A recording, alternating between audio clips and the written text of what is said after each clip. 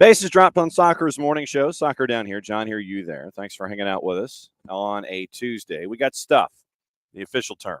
And we could go in a couple of different directions with the Georgia High School Association quarterfinals / semis and all of that going on right now. We might be getting coaches dropping by if the 9 to 11 slot is better for them than the noon show, because we had the quarterfinals on the girls' side last night. We'll have the quarterfinals for the boys' side today on the network a little before 6:30, like 6:15. Mandy Cruz and I will be at McIntosh. Full house at McIntosh for Blue Bloods. Dalton and McIntosh on the boys' side. Winner advances to the semis in the left-hand side of the bracket. And we will have Matt Cheeves and the Dalton Catamounts going up against Monkey Colvin, Brian Messer, and the McIntosh Chiefs. Blue Bloods, Blue Bloods, Blue Bloods, Blue Bloods, Blue Bloods. If I could say it 10 times fast. So big matchup tonight on the network, and it is at soccerdownhere.mixler.com. And that is if you wish to check it out on the interwebs, and you can catch up there. You can listen to the broadcast. Like I said, Maddie and I will have pre-half, and we'll start you with your post-game. And we'll try and get you set up for the semifinals on the boys' side as best as we can. And what we will end up with is a full night of soccer, weather permitting. I know that a lot of folks, and it is, it's going to be really fun to catch up with everybody, and we'll go from there. So as I sit here and I'm trying to juggle. So that's the word I'm looking for. I'm trying to juggle coaches, and it will be coaches might make appearances in this show. They might make appearances in the noon show. So if I end up having to take a pause and send an email, that's why. But it is right here on the web, on the interwebs. You go here to our Mixler site, soccerdownhere.mixler.com, and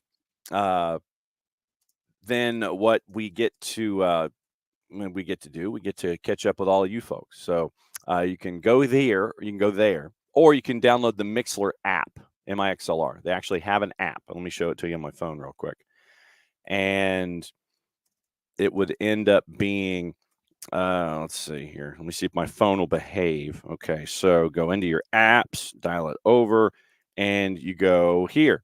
And here's what it looks like. I'm trying to shield it away from the light so you can actually see what it looks like. And so here's last night's matchup with Northgate and Jefferson right there. It is archived immediately after the fact. So MIXLR.com. And it is you can download the Mixler app and you can catch up with us there. And then what you can do is listen to it as many times as you want. And we would encourage that. And, 2:30 in the morning, you have one of those, you're up in the middle of the night, you got to go downstairs, you remembered something, or you just want to get some water or something like that. You can listen to it at 2:30 in the morning. You can listen to it 98 times if you want to. You can listen to it all over the place. And, you get to relive the experience. But I will say this, last night at, what's the word I'm looking for? Last night at Jefferson, that's the word I'm looking for. Last night at Jefferson, it was a great environment, and it was the first time that we'd been to Jefferson, because we were trying to get there and look at the activity that was there with our friends at Jefferson, and we would try to get there in the regular season, and we finally had the chance to catch up with them, and it was a fantastic game. On some polls, it was 1 versus 2. Some polls, it was 2 teams in the top 5, 1 versus 5 or 7 or what have you. But great environment last night at Jefferson, and we can go back and listen to it. And it was a 2-0 win for the Dragons of Jefferson, and fantastic. I can't tip my hat enough to them for rolling out the red, white, and blue carpet as much as they did last night for the network, and put us up on the roof of their press box. And so it was a great crowd. Northgate had folks show up, and it was a fun environment in the quarterfinals. We've got most of the quarterfinal stuff decided, and it was a lot of interesting stuff that we go. And so it will be Jefferson on the left-hand side of your bracket. GAC will be visiting the Jefferson Memorial Turf in the semifinals, and so we'll go over that. If coaches end up parachuting in, we'll talk about it with these coaches, and we'll go from there. So it looks like as we are assembling guests, we might end up with Ben Grassmeyer hopping in from North Oconee. It looks like Ryan Burkhardt will be in the noon show, and look, I think Morgan County's boys are also going to be in the noon show as well. So we're kind of stacking guests. And so if you end up seeing me duck off to the side and shooting an email, then that's why, because we might be having guests kind of parachuting in and discussing what's going on with everything that was happening either yesterday or today. And so it'll be a busy morning on a high school front for this show for coaches that can't get off on their lunch hours and get away from work, but you can be on in this show. So it's going to be all over the place this morning. So once again, thanks for hanging out with us here on a Saggers Morning Show. Literally, it is really it's been fun. We've had 31 match days in high school so far this season, and to be able to go to Perry and to Jefferson and to Winder Barrow and to Sonoraville and to Dalton and to Johnson Gainesville and to City Park, Bobby Greenfield City Park, and to Alexander, and to all of the different places that we've been able to go. It's been a real fun season. Gilmer County, we were up there in Ella up in the mountains. So to be able to go all over the state and kind of catch things with the high school ranks, it's been really fun. Dell's wanting to know about Chris Aiken's side. Hang on just a second. So let me get you caught up on let's see, Chris Aiken soccer, and it all kind of blends together for me here. Clark Central, they lost in the previous round. So they lost in the round leading up to the quarters, round 2. And so, but no, it was great to catch up with Chris and find out what's going on up there at Clark Central. So they lost in round number 2, if memory serves. So it was, like I said, it was fun to catch up with Chris and go to all these different places this season. And so 34 match days by the time we're done today. It is McIntosh and Dalton, and the first semifinal Thursday. We think we know where we're going. We're going to let the GHSA know today, and then we'll have that broadcast. Morning, Jason. Morning, Alex. Morning, Tommy. Yes, happy Tuesday to all who celebrate. That is what we're staring at. But bottom line is, you can do one of two ways to listen to all of our live content, not just high school, but that's where we are. It is right there on the web, soccerdownhere.mixler.com, or you can download on the web the Mixler app. Literally, you go to MIXLR and you can download the app, and then what you do when you load it, you can follow Soccer Down Here, and then anytime that there is a live event that we do, it'll trigger. And so then you'll get your notification, and it'll be like, hey, Soccer Down Here's got a game, and then you can listen to it. And Friday's going to be interesting because we're going to be in 2 places at once. More on that later, but it's going to be NYCFC 2 and Atlanta United 2, and it will be the semifinal Friday. It'll be our last match day broadcast of the season, and it'll be Matty Cruz and myself in one place. Jason will be with the 2s, and we'll let you know what's going on. But it'll be wall to wall. But it's been fun so far this year, laying everything out for all of the guests and all of the venues and all of the sports and all of the everything.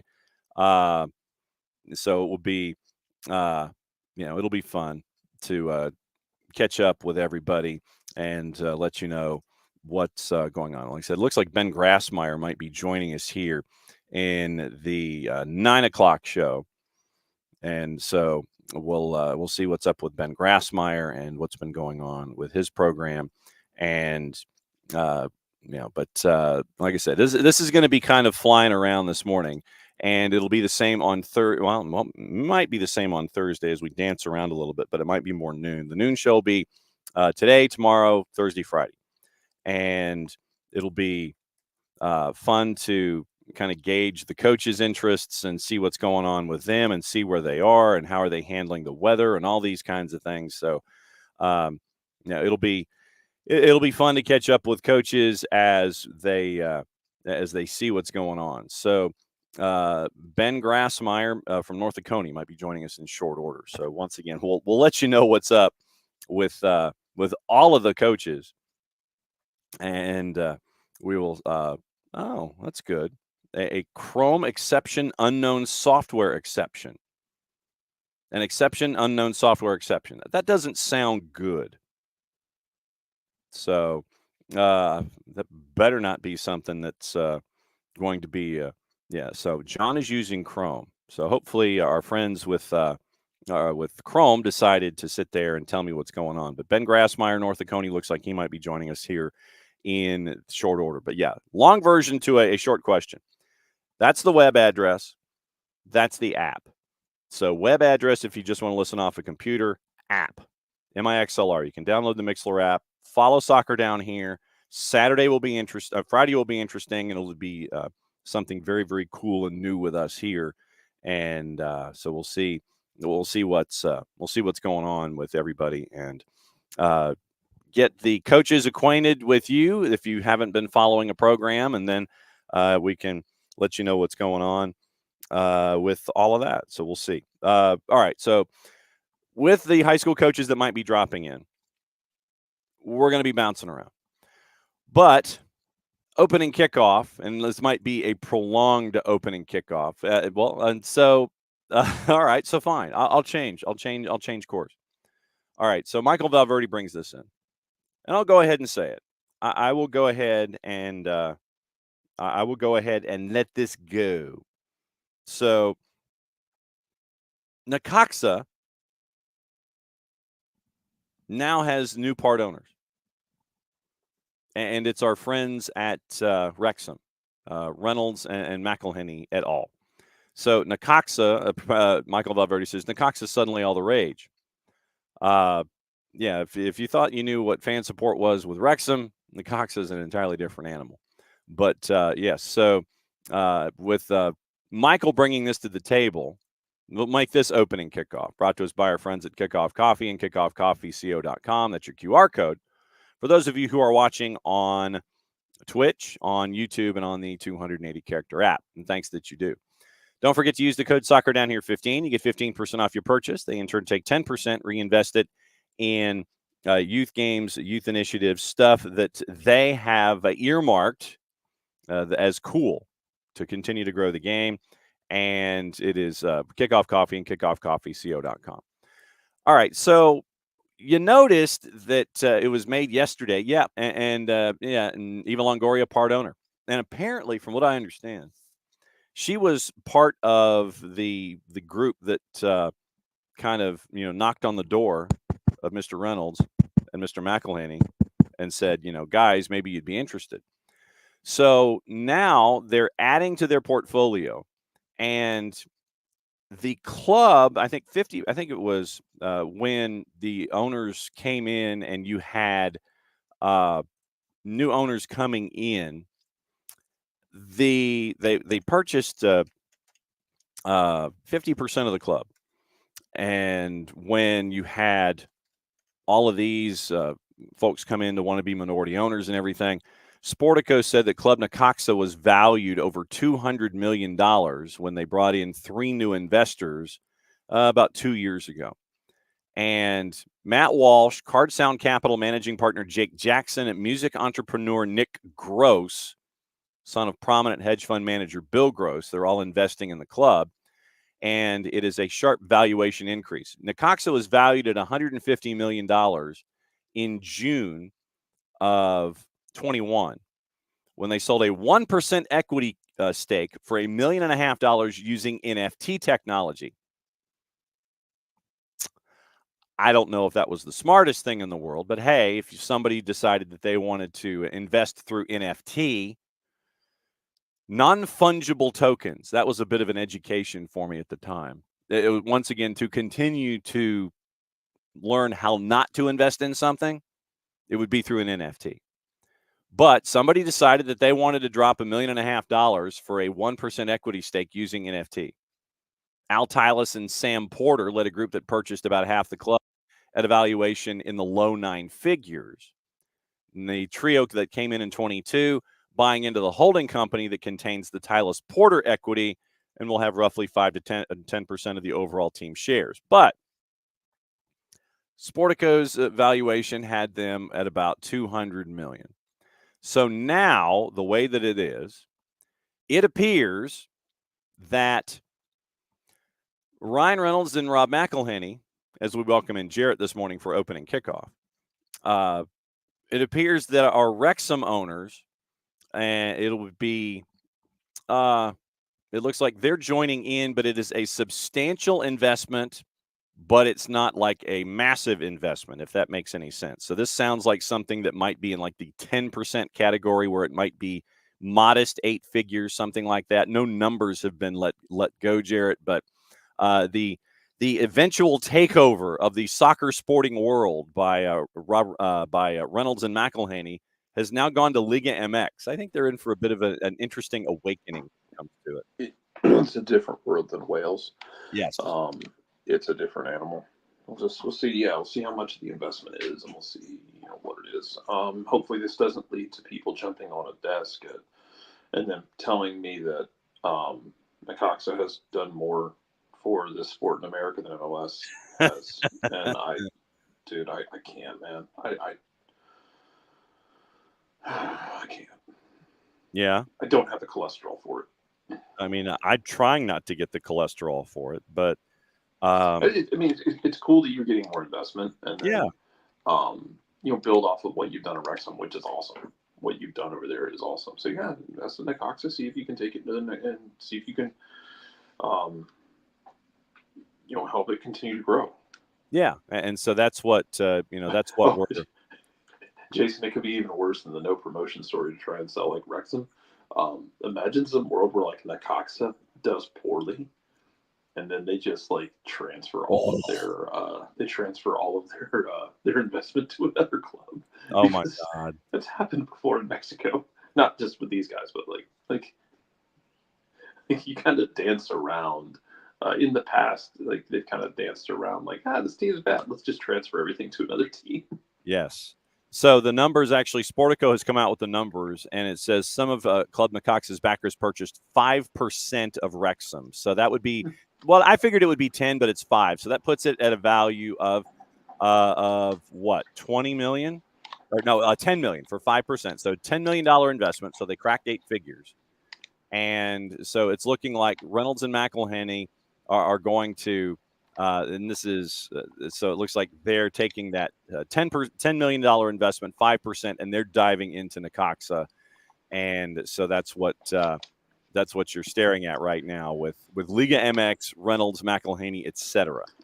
Yeah, and it was like, yeah, there's no promotion story, but there's still Liga MX, which is a story in itself that should be told. Like it's one of these things that every country has stories. Mm-hmm. If you are willing to do the work and get your hands down in the dirt, you will find cool stories in any country. Yep. Not just England, not just Wales, not just Scotland, not just the big five, not just a Western Eurocentric setup. Mm-hmm. Any country you go to, you can find great stories, and you can tell great stories. It doesn't have to just be one of the big five, or something that's kind of a flavor of the week. It can diversify. And hopefully we get some good stories out of this, and some of the history of Necaxa and the history of Mexico and the chaos of it all. Yes. There's always chaos. Yes. Ben Grassmeyer, North Dakota, is going to be joining us bottom of the hour. But yeah, Necaxa, 9th in the table at the end of this most recent round, and so it's a club that is, as they say, fair to middling, and you're hoping that next level of investment for whatever it can get you will end up heading to. That will get you into that top 4, get you into that top 5, and so. Nix is letting us know that they do have an interesting handful of owners. Eva Longoria, Justin Verlander, Kate Upton, Odell Beckham Jr., Mesut Özil. Insert joke here about Mesut Özil in this economy. Yeah. So, so that is part of you find on this planet. Yes. So apparently, that's part of your ownership group. And just, Mesut Özil, he certainly found a way to find gigs and get paid and not play. Like I said, there's a joke in there somewhere about his ownership, but we'll see what's going on. But yep, yeah. Morning, Alex. Morning, Hutch. Morning, Nick. So let's see what the stories are, and if they end up telling them that Necaxa, that sure, why not? We'll go ahead and let you do another, docu-series about all this kind of stuff. So, is that the next stage in this for Necaxan awareness? Is that with season 3 of Wrexham coming up May the 2nd, then do you do the same thing? Do you allow the same thing to happen and try to have the same kind of magic dust that you had with Wrexham work with Necaxa? So it's a team in the middle of the pack. And, you're wondering if this particular level of investment is going to help in any way with the investors that are already there. So, great on you. Cool. Hope you're not overextending yourself, and I hope that you're not sacrificing one for the other when it comes to your levels of investment. And so yeah, that was interesting when that came across the wires yesterday as well. So, so we'll see. We'll see. Like I said, 5% investment, $10 million with the team valued at north of 200. So what do you do now? Now that you're in the pile and you're a part of the ownership group, what are you going to do to try to improve a team that was 9th in the Clausura? So that's where we are with this. So we'll see what's on the minds of McElhenney and Reynolds et al. When it comes to the new piece of the ownership pie that they have in Liga MX. But yeah, Jared, I think it is going to be a different animal that we see with their involvement in Liga MX. And do we get that window? I mean, how protective is Liga MX going to be of their product and their programs and all of this? And yeah, Dell, I mean, it could be a good investment with the World Cup coming. Yeah, Dell's looking at it from the 26 perspective. And yes, we will talk about 27/31 after Ben Grassmeyer visits coming up here in short order. But yeah, I mean, you've added to your portfolio. Congratulations. Hopefully it doesn't dilute everything going on across the board. That's opening kickoff, brought to us by our friends at Kickoff Coffee, kickoffcoffeeco.com. And this is, once again, the QR code for those of you who are watching on Twitch, on Twitter, or on the 280-character app or on our YouTube channel. So it's one identified twice, 3 separate places, or listening to us later as a podcast on the SDH app through Spreaker. And once again, use the code SoccerDownHere15. You get 15% off your purchase. They, in turn, take 10%, reinvest it with a lot of folks that are really trying to grow the game. And once again, it is a way to go about and do things with the Kickoff Coffee and kickoffcoffeeco.com. So as promised, where we reach out to coaches, we reach out, and coaches, for some strange reason, they answer their emails. And they sit there and you go, yeah, I'll talk to Nelson and I'll see what's going on. So what we're going to do now is we're going to catch up with Life with North Dakota and catch up with Ben Grassmeyer. So what room did you hide into this morning there at school? The room just right across the hall. That's the room I'm in. And yeah, so that's one of the things that's like, okay, let's try and figure out what in the wide world of sports is going on. So Nelson wants me to talk, and so Right. I'm going to go hide in a spot. And so last night, for those that didn't have the chance to pay attention what's going on, you had a bit of a big win in the quarterfinals to get you in the semis. For those that didn't get the chance to see what's going on in Quad A, go ahead and tell folks about it.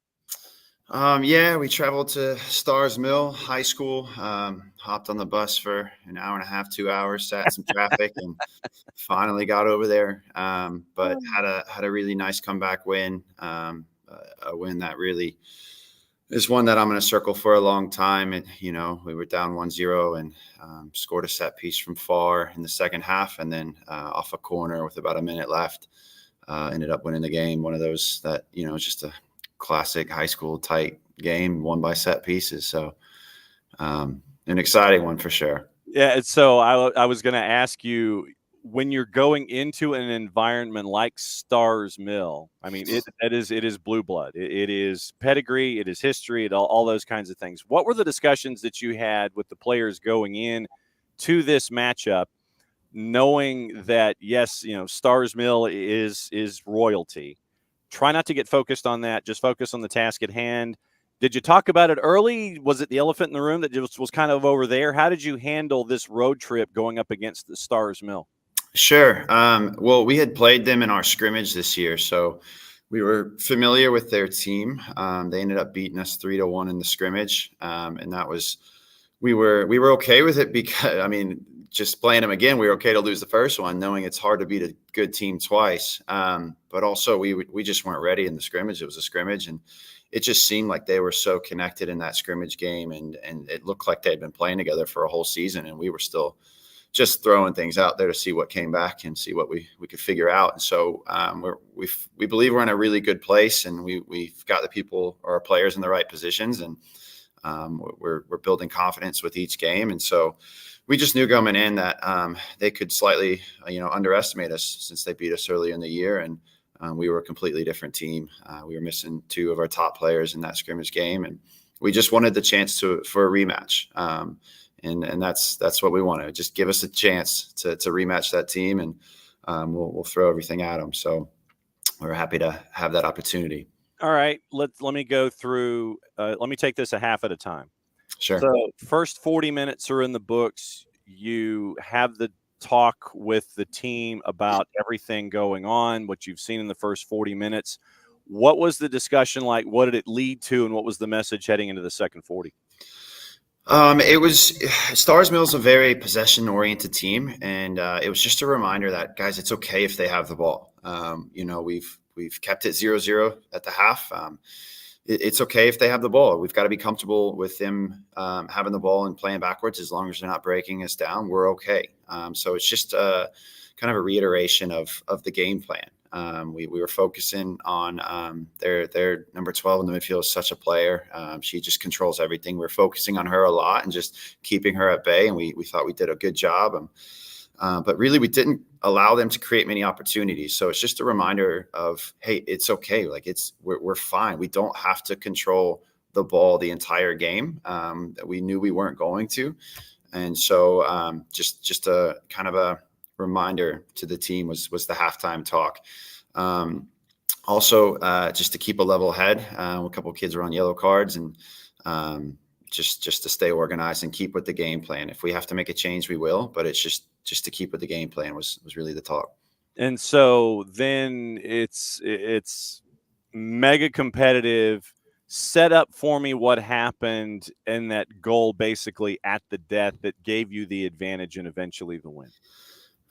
So after we gave up a goal, we made a few changes. We have an elite center back who also is quite a good forward. So after we go down, that's kind of a plan, is to kind of throw her up top and see what we can create. And so we started creating a few more chances, and just knowing we had 3 or 4 set pieces right there in the last 5 minutes. But with the corner, there's 2 minutes on the clock, and we were telling our girl just to breathe, take your time, breathe, make sure we hit a good one.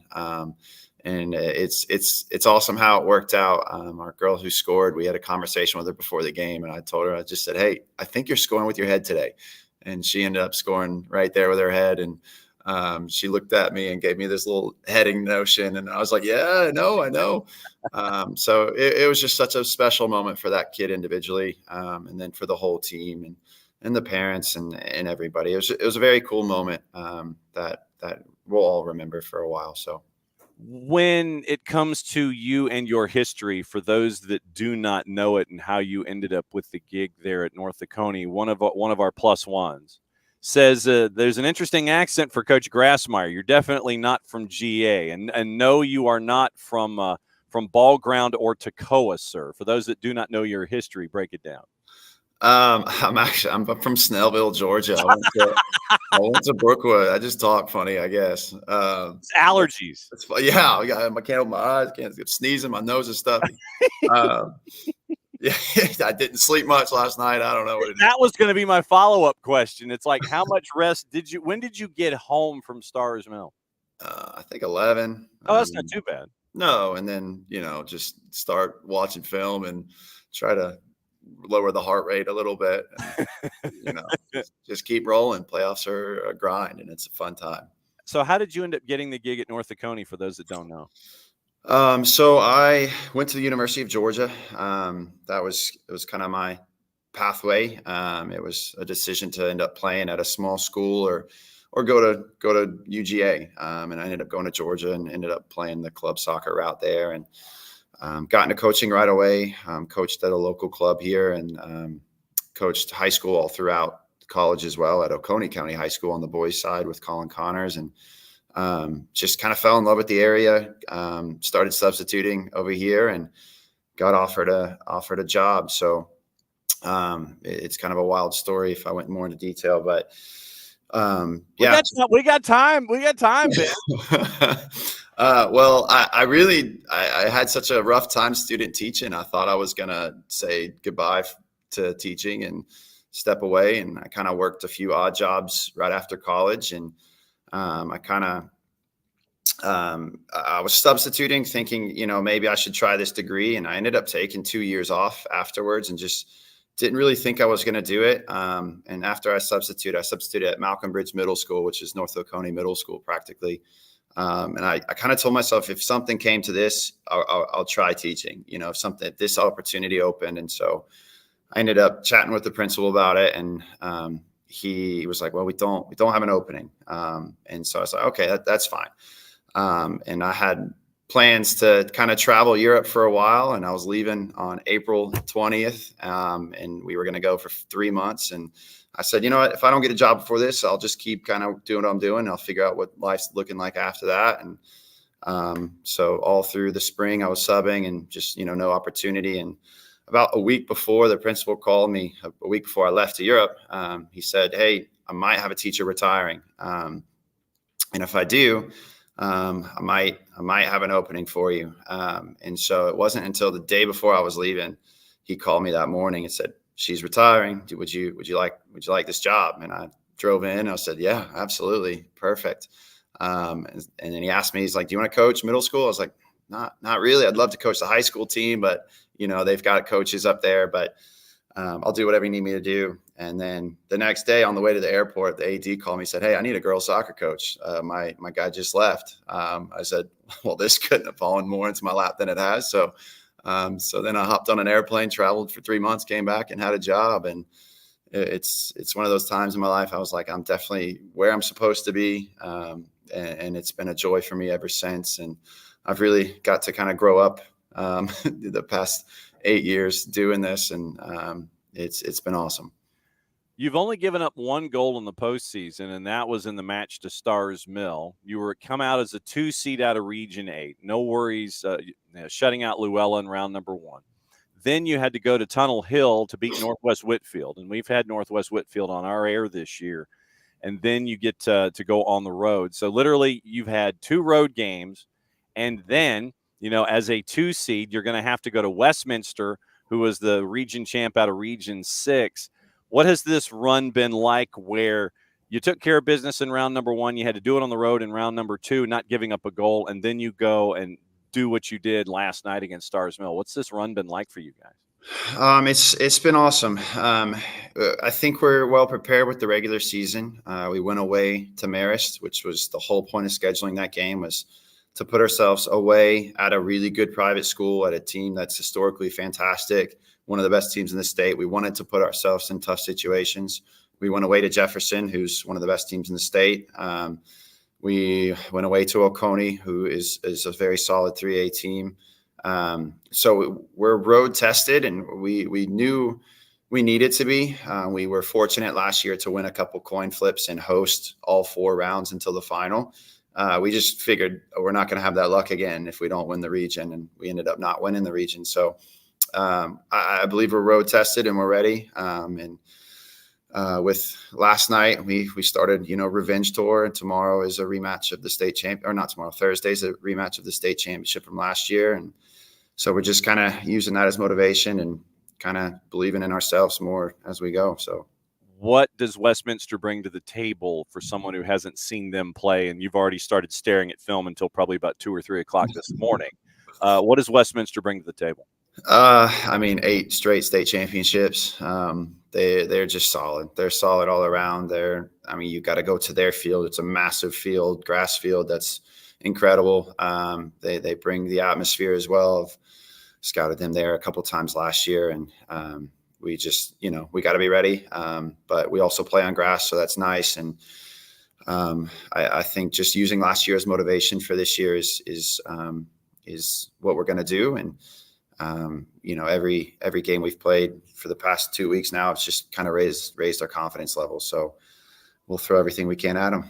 All right. Couple of questions from our +1s before we get you out of here. So maybe you can go get a nap in a corner someplace. Yeah, right. Between now and Thursday.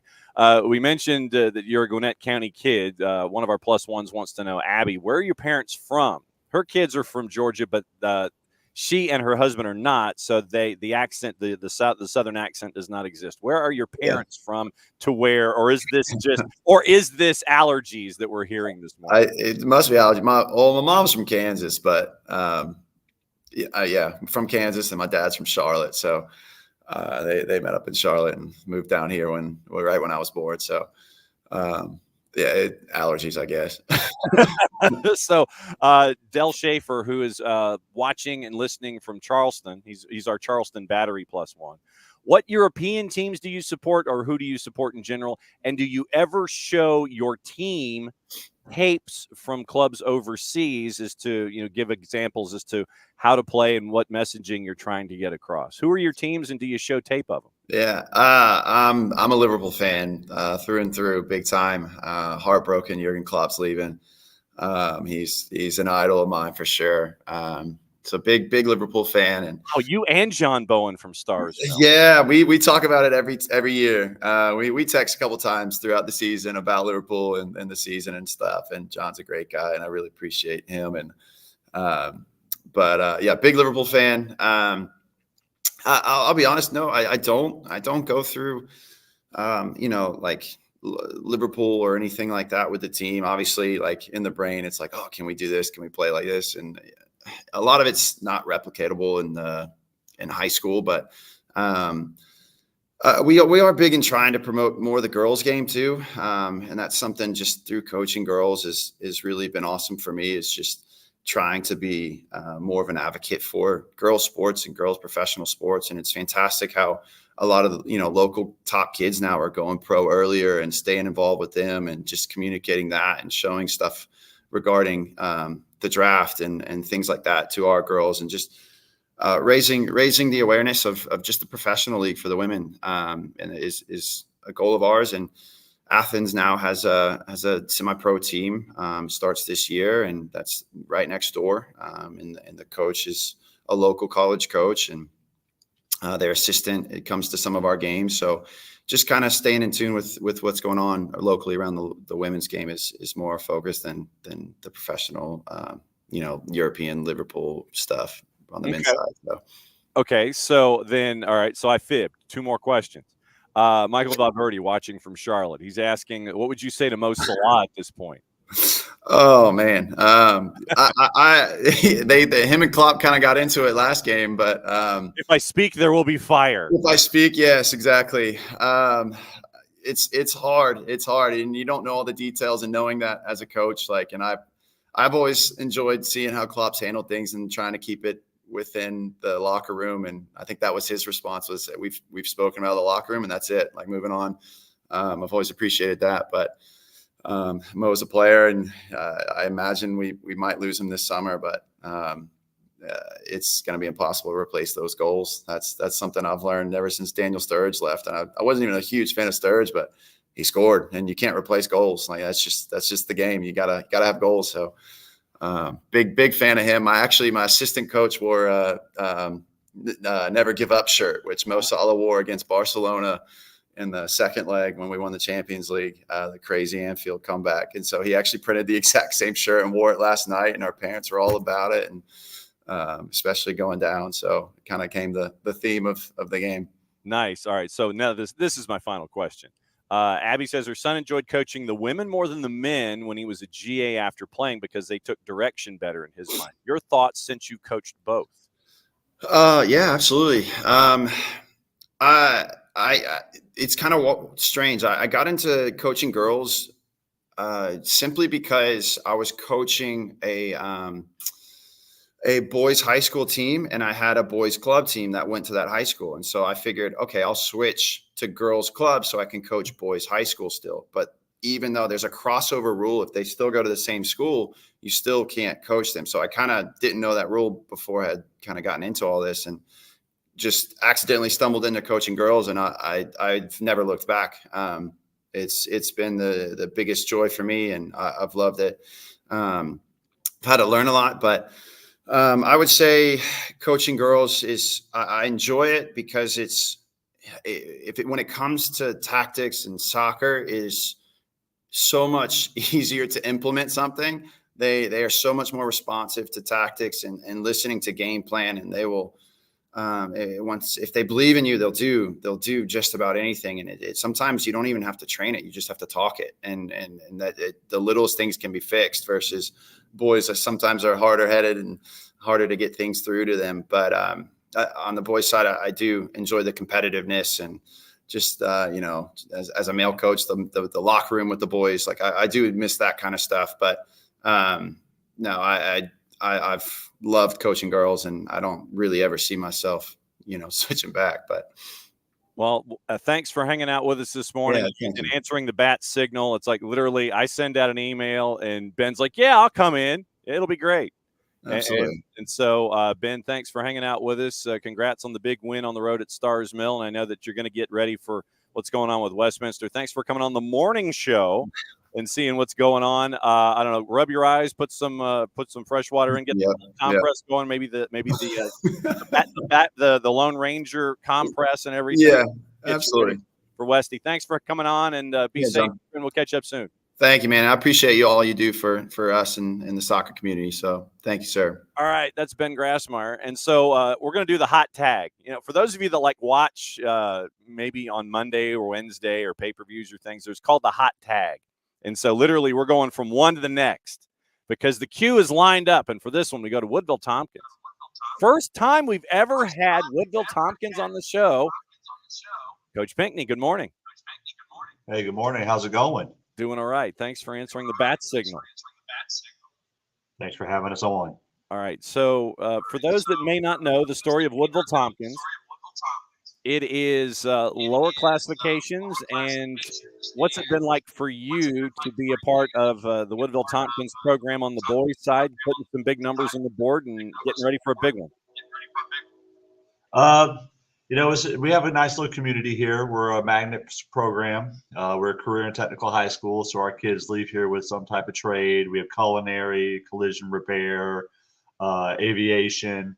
I'm the boring history teacher, so I don't really have a fun class, but I coach soccer and cross country here, and we have a nice little community. Everyone buys in. For those that are filling out their brackets in pen, low left. And you win 6-2 over Dublin round 1, 7-2 over Temple in round 2. For someone who hasn't seen you play, how would you break down what you guys do? We're a really, really possession-based type of soccer game. We try to feed the ball around, try to get to the open man, and then when the opportunity comes to score, We got to get the defense kind of toned up. We had some big wins the first 2 rounds, but those 2 goals in both of those games, they kind of overshadow the goals that we scored, in our opinion. So we got some tightening up to do, especially for a good school like Mount Vernon. But if you come and watch us, we're trying to be fast paced, try to stay in our formation, and we try to just move the ball around, try to get the passing lanes open and cut off the opponent's passing lanes.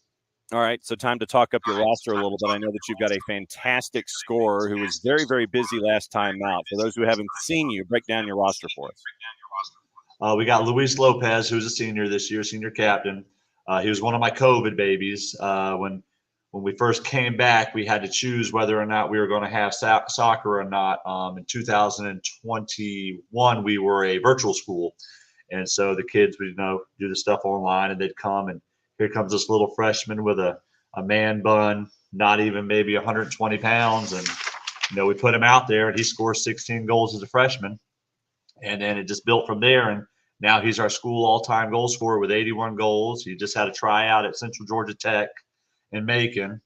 Gave him a good look. But, he's our Swiss Army knife. He can apply the pressure, drop back and play CDM. He can finish, play wide, serve the cross in. Just really a hard-working kid.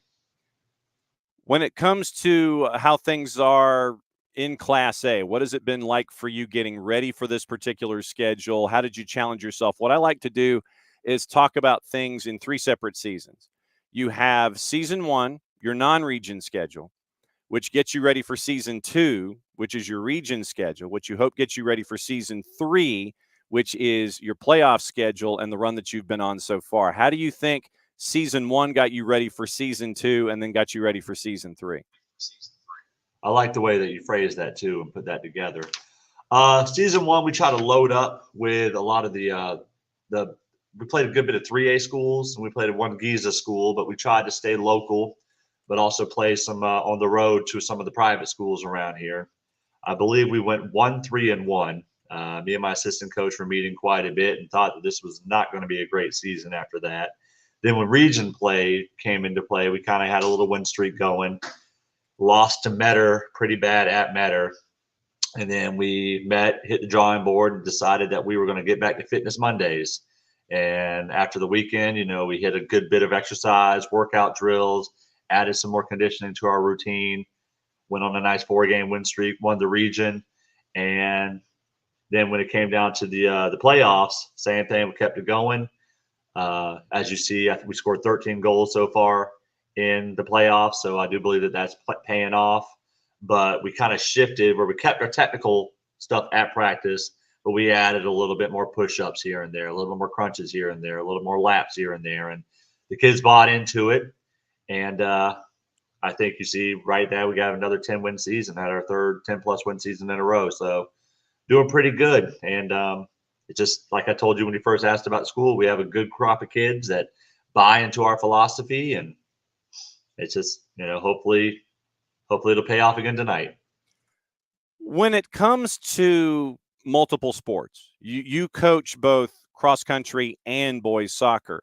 Are you the kind of coach that encourages multiple sport activities there at Woodville Tompkins? Do you sit there and it's like, okay, focus on one thing because I know that might help you out with your future? When it comes to doing multiple sports there on campus, are you a proponent of those kinds of things to help out with crossover and how muscle memory and all these kind of all that kind of stuff would work? Are you a proponent of multiple sports? Well, I don't want it to be a cop-out answer because I coach cross country and soccer, but I do want my boys, if they're not in a club season or anything like that, they have to come run with me. I don't make cuts for cross country. The best of the best represent us at the region meets and the local meets and such like that. But I do believe because, cross country is a fall sport and soccer is a spring sport. I do believe that, that gets us going. We don't have an extensive amount of sports here. We don't have baseball. We don't have football. We don't have tennis. So we have a pretty good community with our coaches, with making sure that our athletes we do have to kind of share athletes. We have a school that's less than 630 kids as well. So, the crop of athletes is only so fine. So we do a good job of sharing. Am I a proponent of it? Of course, with soccer's going on, my goalie also runs track, and we have to meet with my track coach and make sure that we have to see what the meets are compared to what games are that week. But we do work together with that, and if my other coaches come onto the stream and see this report, I'm going to say yes. I'm a big proponent of sharing athletes.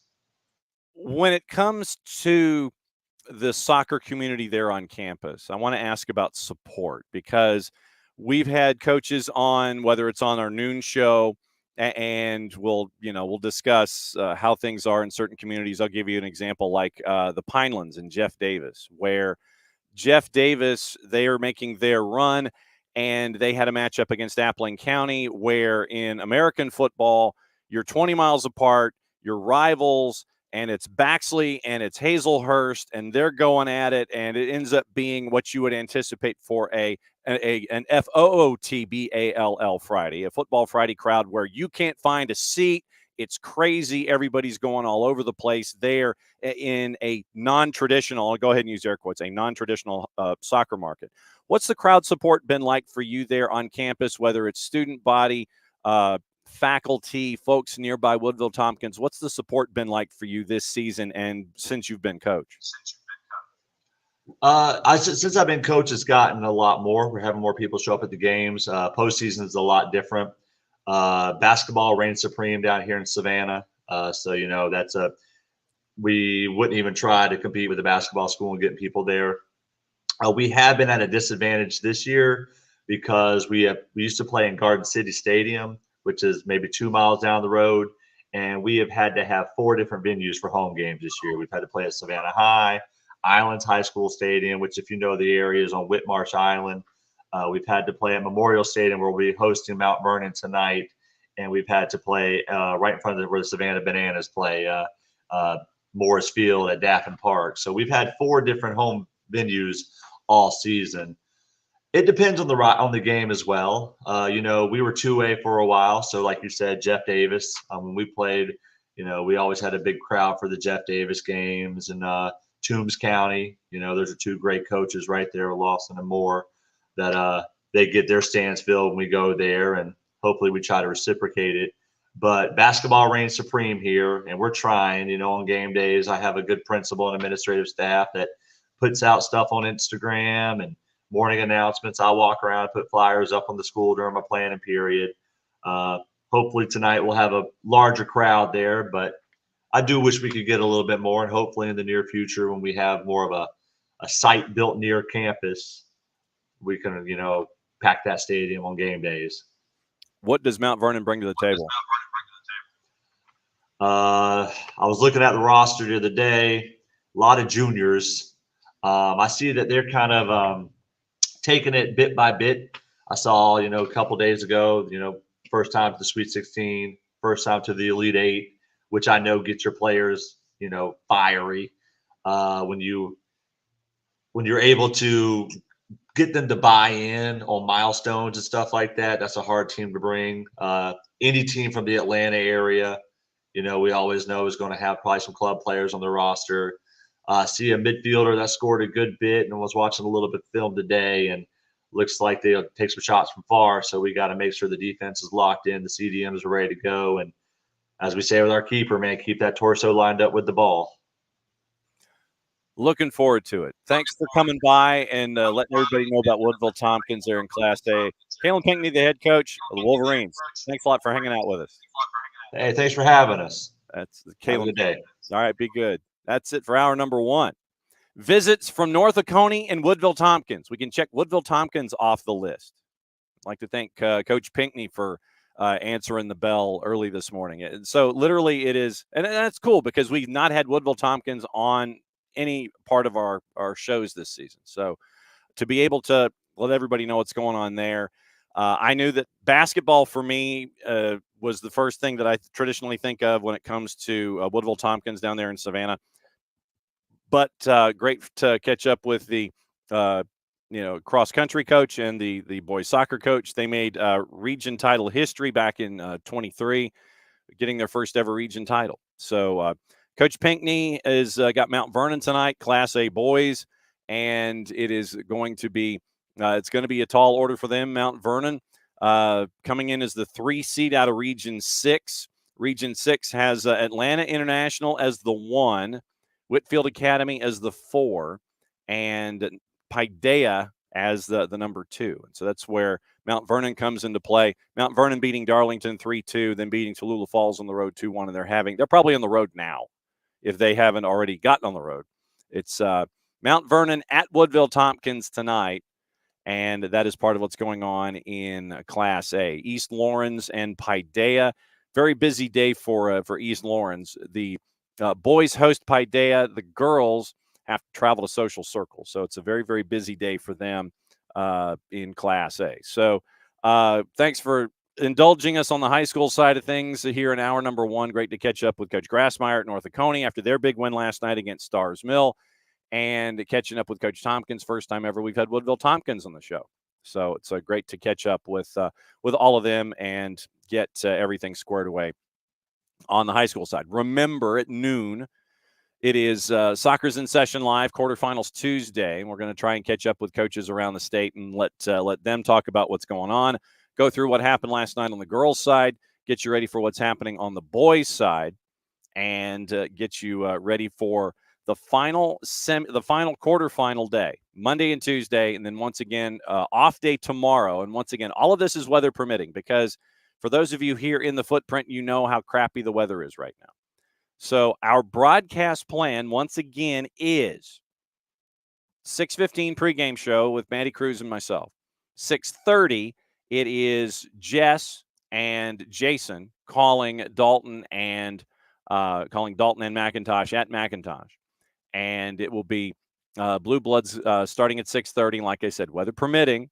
And the weather is changing. It was supposed to be, thunderstorms during the day, and now it might not be. So we'll see what's going on with all of the weather. We'll keep an eye on that. But once again, 6:15 pregame, 6:30 kick with McIntosh hosting Dalton, and on the board after that, 10 o'clock Eastern time on 92.9 The Game on the Odyssey app. It is Jason and Atlanta Soccer tonight. And I think he's trying to find a location to do the particular broadcast. So we'll see what Jason comes up with tonight for AST, and we'll see what it looks like for him coming up in short order. But no, it was great to catch up with Coach Grassmeyer and find out about his Liverpoolness, and we'll see what happens there with Liverpool as well. All right, hour number 2. And here in hour number 2, we'll start things off with what happened or what didn't happen, more specifically yesterday. And it has to do with the World Cup. No World Cup here in the United States in 2027 on the women's side. And this came as, a bit of a surprise. And, there's always that hope that you're going to sit there and have that continued run of everything that is going on here in this particular part of the planet.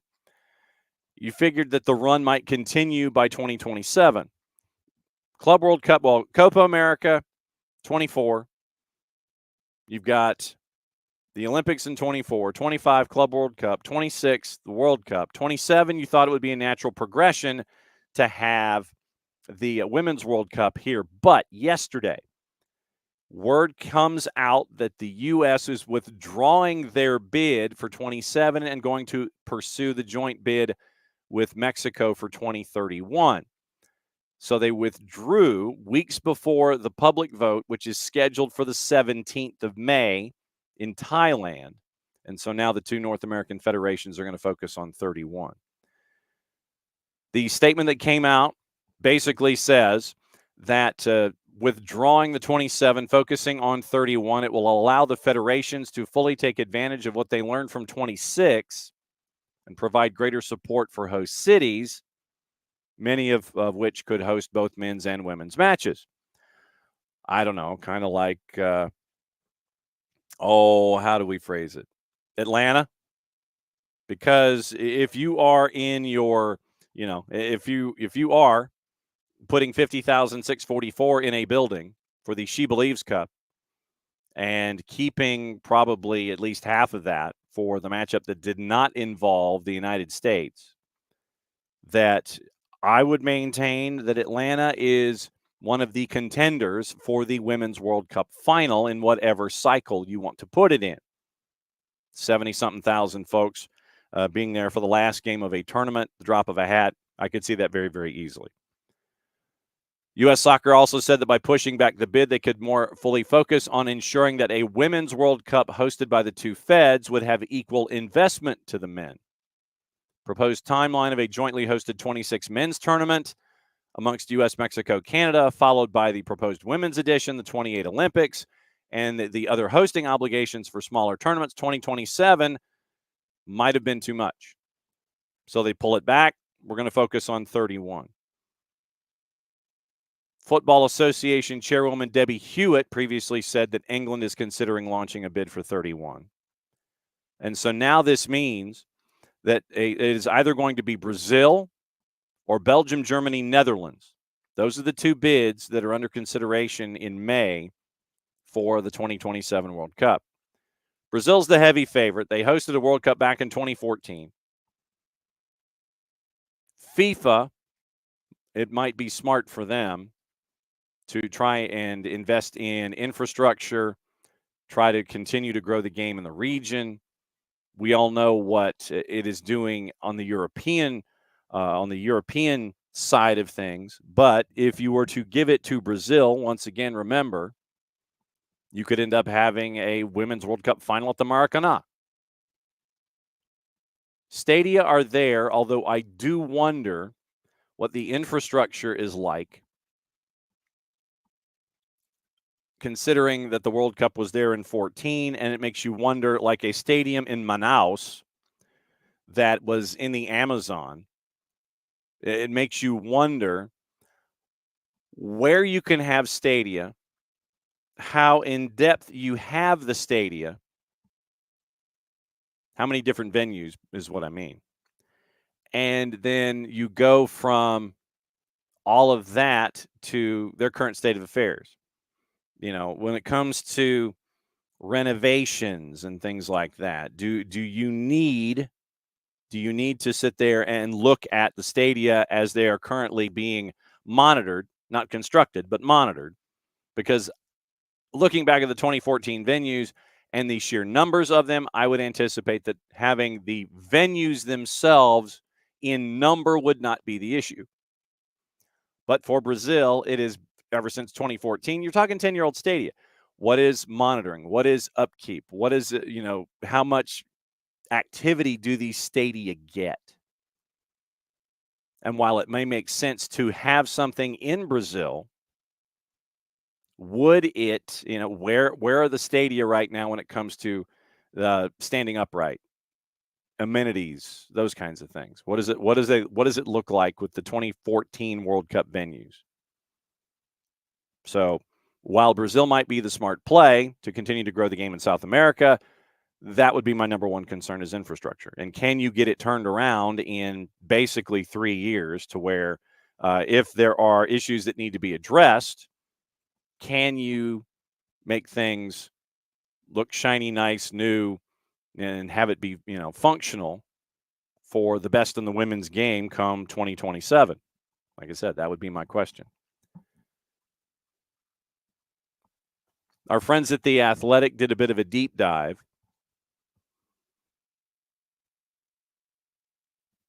Do you put on a World Cup in Europe 5 years after you had the last one? Same can be said for the United States, obviously. You'd be 4 years after the World Cup there, but the infrastructure here in the United States could handle something like that. They just need a bigger runway than, 3 years. So if you give the United States 7 and some separation from all the other events and venues, then you should be okay. That would be the larger question for me. The Athletic brings the thought that if you had it spread out in Europe, it would not be as taxing on one country, and you would have multiple confederations sitting there and going, okay, You handle this, you handle this, you handle this. Belgium's aiming for a 10% increase in female players every year until 2027. Netherlands aiming for 15%. Germany aiming for 25% growth in women's participation. That includes refs and coaches. Extensive history in Brazil for hosting events. 2016 Summer and Paralympics, 2014 World Cup, 2019-2021 Copa Americas. Bid book says 10 cities would host matches. 10 of the 13 earmarked venues having been used for the 2014 World Cup. Capacities ranging from 40,500 in Manaus to the Maracanã, which holds just over 73,000. 8 of the 10 potential host cities in the eastern half of the country, closest to the Atlantic Ocean, 6 on the coast. Cindy Parlow-Cone yesterday quoted, "Proud of our commitment to provide equitable experiences for the players, fans, and all our stakeholders. Shifting our bid will enable us to host a record-breaking Women's World Cup in 2031 that will help grow and raise the level of the women's game both here and at home as well as across the globe. Fully committed to organizing a memorable and historic Women's World Cup that players and fans will benefit from. After careful analysis, they feel moving their bid back to 2031 will allow to promote and build up the most successful Women's World Cup ever.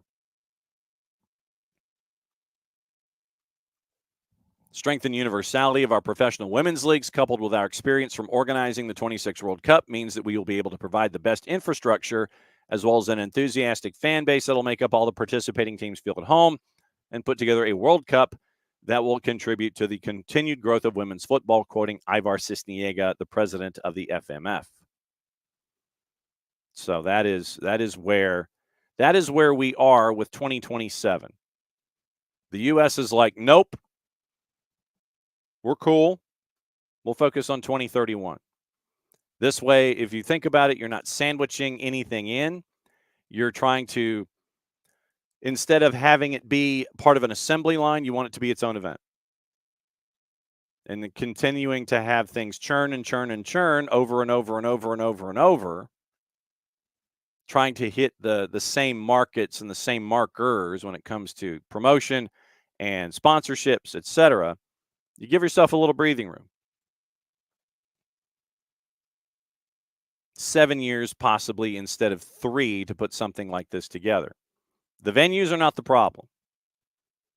Having all of these events leading up to the 26 World Cup in rapid succession, and the women might have felt like they were at the end of the line when it comes to sponsor dollars, etc. It would be like, hey, what about us? Oh, I don't know, man. We spent a lot of money on the 26 World Cup. I don't know what we can help you with. So giving yourself that space might help the process out. So that's what, as you think about it and you process it through, it makes a lot of sense. That you're going, yep, this way the Women's World Cup gets this big runway, gets a lot of things to do, and you can figure out, okay, runway, we can have the sponsors set up 4 years down the line. We've learned more from 27 than we did about 30, then we can apply to 31. It makes sense. In Europe, you're 5 years removed from that kind of major activity. In South America, you are 10 years removed now. You would be 13 by the time you would have the World Cup. But once again, you're in Brazil, and 13 stadia are in the bid book. And we'll see how infrastructure would be for those 13 stadia if it does, in fact, go to Brazil. What is the transportation aspect of all of this? Housing, hotels, all of those kinds of things, getting from venue to venue. And I'm not just talking about fans that want to go into the, for fans that might want to go into the Amazon. 2014 World Cup venues. All right. So I'm looking at the 2014 venues. You had 64 matches, 12 stadia, the Maracanã, Brasilia, at Garrincha. It was a new stadium 10 years ago. Sao Paulo was new, 63,000. Fortaleza had the Castelao, which was renovated. Belo Horizonte, the Estadio Mineirão, renovated. Porto Alegre, Estadio Beira Rio, renovated. Salvador, Arena Fonte Nova, new at 51.7. Recife, Pernambuco was new at 42. Cuiabá, Pantanal, new at 41. Manaus, new at 40. Natal das Dunas at 39.9, basically 40. Curitiba, Baixada, 40, renovated. So that was what you were staring at with the stadia for the Men's World Cup, no less than 39. So 40,000 was your bottom when it came to your attendance, your capacities. Then obviously you're staring at the Maracanã for 74, 75,000 and that kind of a thing. So of the new stadia that were built for the World Cup 10 years ago, 1, 2, 3, 4, 5, 6, 7 of the 12 were new. The other 5 renovated. But getting to say, like I said, the one that sticks in my head is the one in Manaus. Manaus is basically, you're in the rainforest. And there is no real way to get there. 3, 6, 9 of the venues were along the coast. Access fairly simple if you're there. Then obviously you have the one in Brasilia because it is the capital. But Cuiabá, away from everybody. Manaus, rainforest. Yeah, Manaus, literally, it is like off the trail compared to everybody else. But of the stadia that are there, I want to know what their current status is. I mean, honestly, the 5 that have been renovated might be in better shape than the ones that are not. But no 2027 for the U.S. We're going to focus on 31. U.S. and Mexico are like, okay, yeah, we're going to chill. So we'll see what happens. We'll see what happens with the vote from 2027. Is it going to Brazil? Is it going to the 3 countries that want to house it in Europe?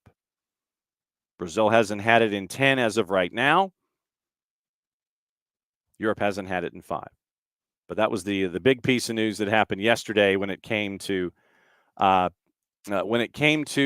world events for the sport of soccer. That was by far the biggest piece of news that happened yesterday. We were like, oh, okay, that was intriguing. But there you go. We've also mentioned a couple of other things that have gone on involving other clubs and the Prem and all this other kind of stuff. Our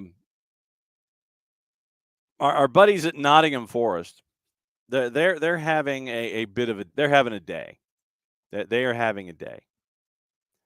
Paul Taylor at The Athletic, an independent panel has told Forest that they should have been awarded 1 penalty from their unsuccessful appeals at Everton. Remember, we had Bart Keeler come on and discuss those penalty shouts for reffing down here. The third one of the 3 was the one for me that was a penalty. You're stomping on Callum Hudson-Odoi. You know?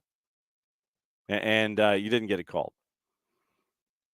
Obviously, that the Everton no calls were what started the new round of talks about Anthony Taylor and Stuart Atwell, and he's a Luton fan and all this kind of stuff.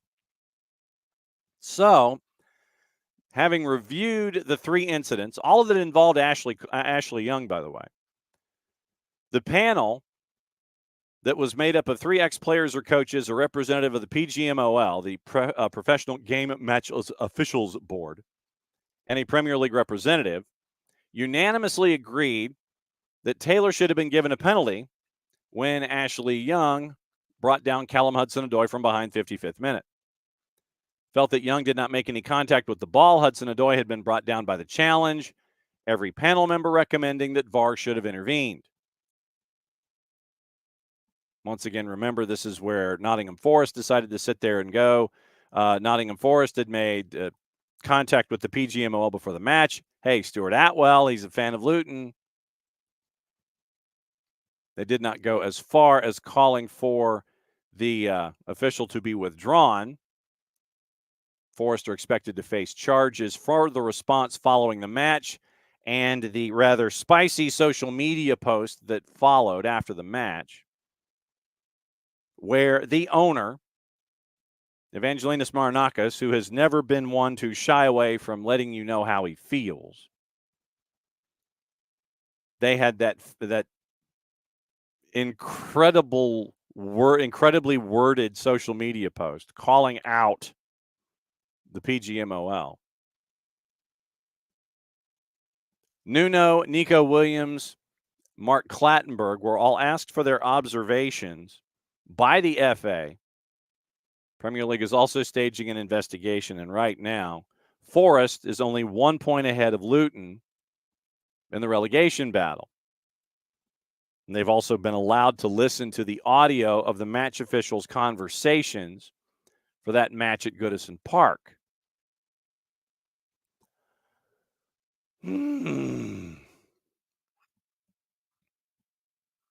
So you got Nottingham Forest. You're adding more fuel to Nottingham Forest fire with these kinds of things. Just continuing to add to it more, which in turn will make them angrier, and which in turn will make them feel even more and more aggrieved because, hey, look what the panel said. And so that with the panel having said what they've said, now Nottingham Forest is going to be even more on edge going forward, trying to figure out how to stay afloat in the Premier League. Once again, they've got the other decisions that have to be made by the end of the year or shortly after the end of the year if there are going to be any other points deductions, any other appeals, anything else on the board. Nottingham Forest is going to be very, very busy. I would venture more off the field than on the field in their remaining time here in the Premier League this season.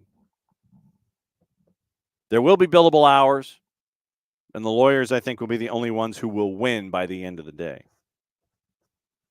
So if you are a lawyer, or if you know a lawyer that has ties to Nottingham Forest and or Evangelinus Marinakis, I would suggest that maybe they be the ones to pick up the tab if you were to visit with them anytime in the near future, because they can afford it. Premier League is trying to expand their reach. John Miller, not that John Miller, but the executive John Miller at NBC Sports was one of the ones who negotiated the new deal that NBC has across all their platforms with the Premier League. He's going to continue to push for Premier League matches to be played in the U.S. So by the time this contract is done, this current iteration of the contract, NBC will have had 15 years of a Premier League product on their platforms across the board. $450 million a year this go-round until 2028. More than 5 times the first deal signed when NBC started back in 2013. One of the Premier League's most significant partners, Miller, who is the president of acquisitions and partnerships, was asked about, hey, would you want to have Premier League matches in the U.S.? And one of the biggest questions you could ever ask someone who was in charge of acquisitions for your own network. The answer was pretty much a duh. Very much so. And this is a point that we've had, and this is quoting Miller, and this is a point that we've had conversations with the Premier League. They've been very open and receptive to listening to me. We did the Premier League Summer Series preseason. That was here, remember? Newcastle, Miggy, goal scored, place went nuts. 9 games, 7 days, 5 cities, 265,000 fans in attendance.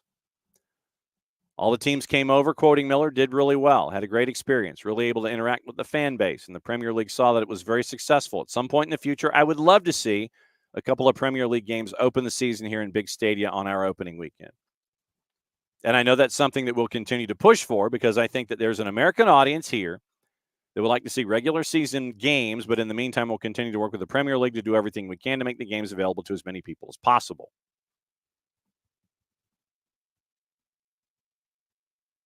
But yeah, Newcastle here, Chelsea here, Brentford here, Brighton here. And having a Miguel Almiron score in this building turned the building upside down. I think you had, was it 45,000 people? I think you definitely had the lower bowl sold out. And I think you had some folks in the upper bowl, but you had a decent crowd. Newcastle was here. And it was, once again, a no duh to have Newcastle here in Atlanta in our HQ. But yeah, Miguel Almiron scored, place went nuts. You get that kind of stuff for summer series. Think what it would be like for regulation matches that counted, that involved points. Here's something that has stuck with me for a while. Separate topic. Alex is not a fan, by the way, of matches away from your own home country. It does give a bit of an odd vibe. League matches away from your country is super gross. I get it. I understand the financial implications. And you know that business partners, yeah, barnstorming friendlies, right there with you. Regular season matches, it's, baseball starting their season in Japan, baseball playing in England in a stadium. I think what did they play at Tottenham Hotspur Stadium? And it was kind of like the dimensions of the LA Coliseum when the Dodgers played there. When the Dodgers moved to Los Angeles, they played initially, before Dodger Stadium was built, they played at the LA Coliseum. And the LA Coliseum, one of the fence distances might have been 300 feet. I want to say it was 297 down the line. LA Coliseum, Dodgers.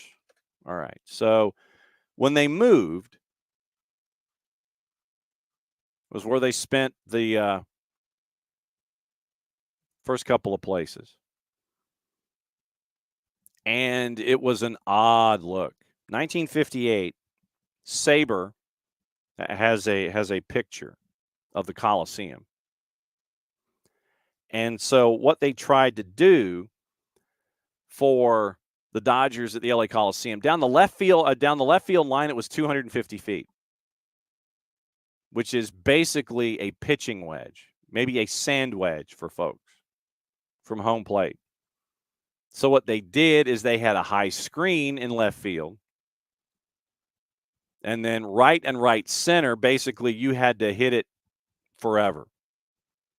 Seating capacity over 90,000.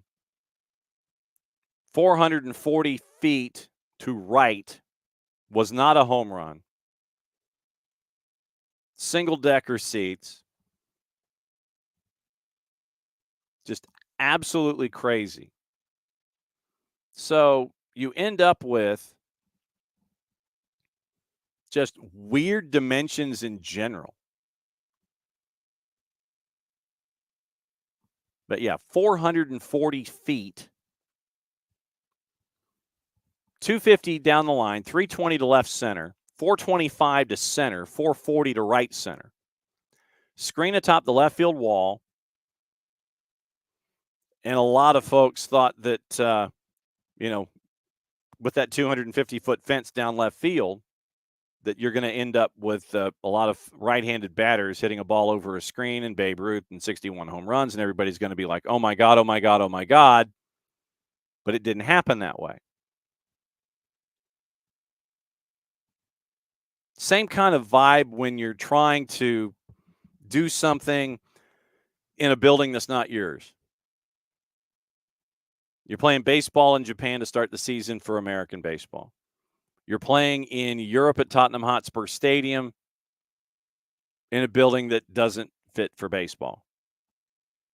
You're doing these kinds of things, and it's just an odd duck. And I bring those examples to the table because we had the lawsuit with Relevant and FIFA and all that kind of stuff, and Stephen Ross, who wanted to have matches in Miami for European football that counted. And it's got to be the right matchup too. Because if say, let's just say for the sake of example, you had Brighton and Brentford doing a regular season match. Brighton and Brentford doing regular season. You had that at Mercedes-Benz Stadium. Would that crowd fill the lower bowl of Mercedes-Benz Stadium? I don't think so. It might, just because of the wowness factor of the whole thing. You might get 40,000. You might fill up the lower bowl. But would the Premier League and NBC and any venue take that kind of a risk? Obviously, you listen to John Miller. John Miller wants to take that kind of a risk. But then what do? It's got to be a match that's worth something. It can't be Sheffield United Luton Town. And then you're giving folks a bye week or whatever flying back. I mean, it's just an odd duck across the board. To see Brighton and Brentford and Chelsea and Newcastle play a doubleheader in Mercedes-Benz Stadium, that was fun. It was a nightmare, I'm sure, for broadcasters because of all the high numbers and academy kids and things like that. But at the end of the day, yes, it's probably worth it for you financially.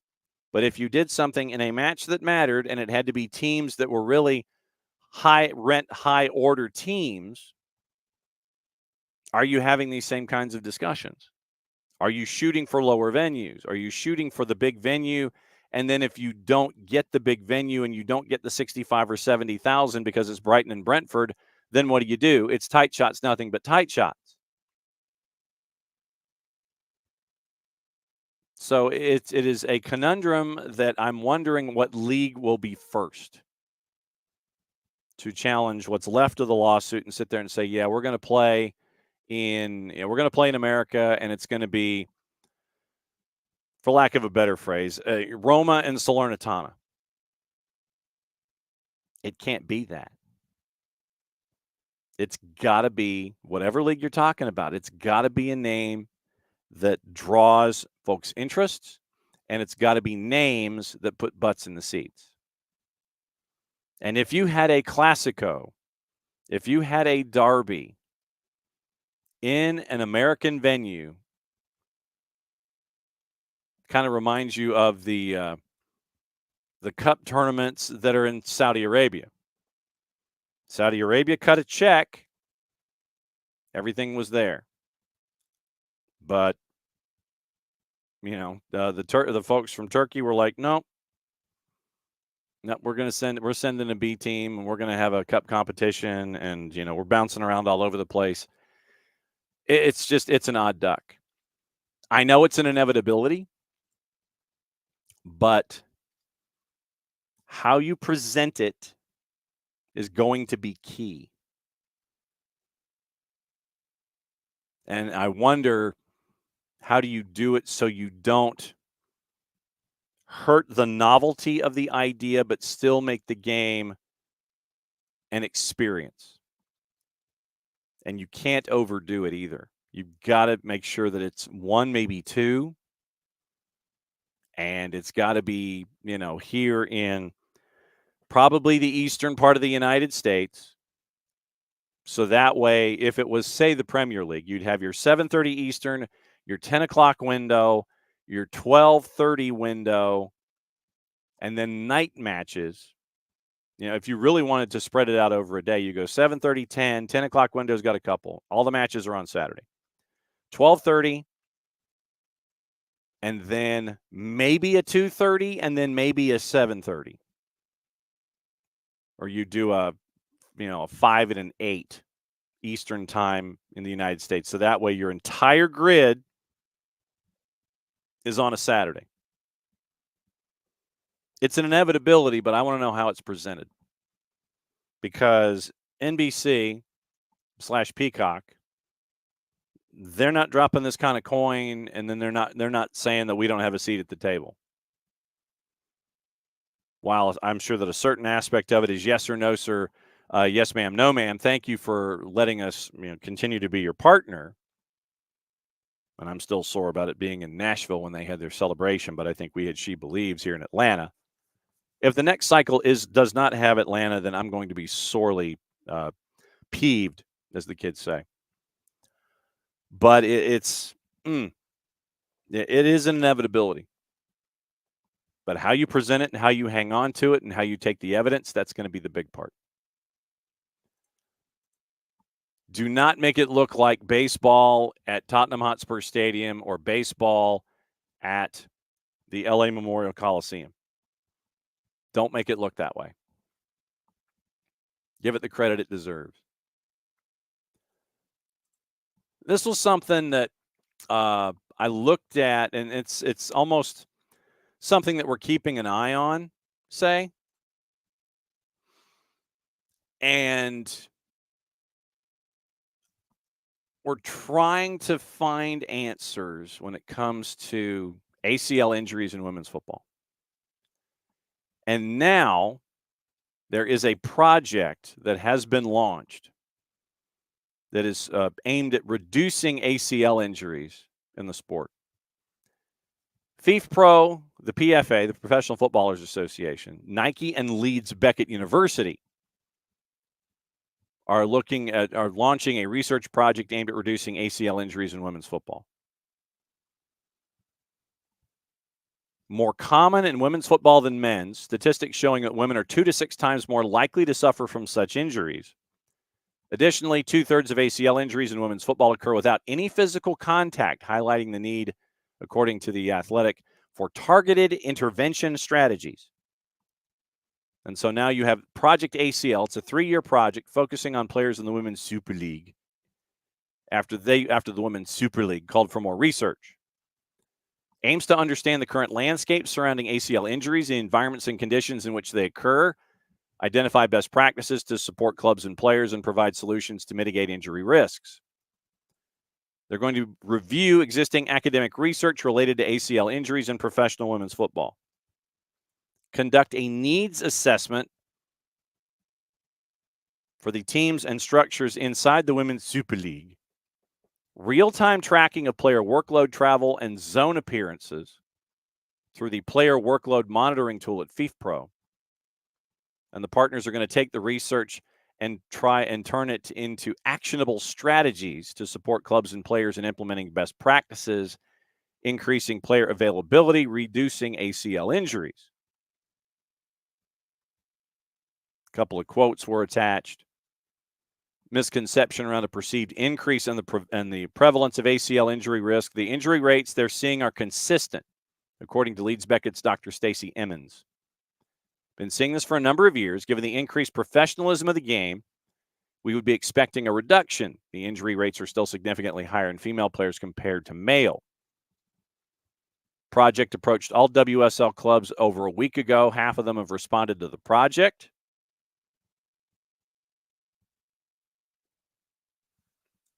Quoting one particular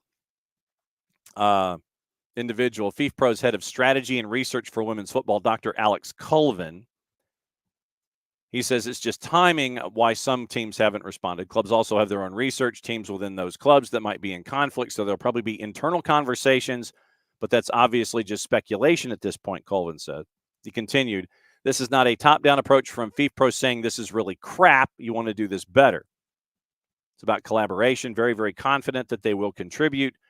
And Project ACL is going to hopefully share their findings with stakeholders worldwide, FIFA, confederations, and they want to advance player welfare.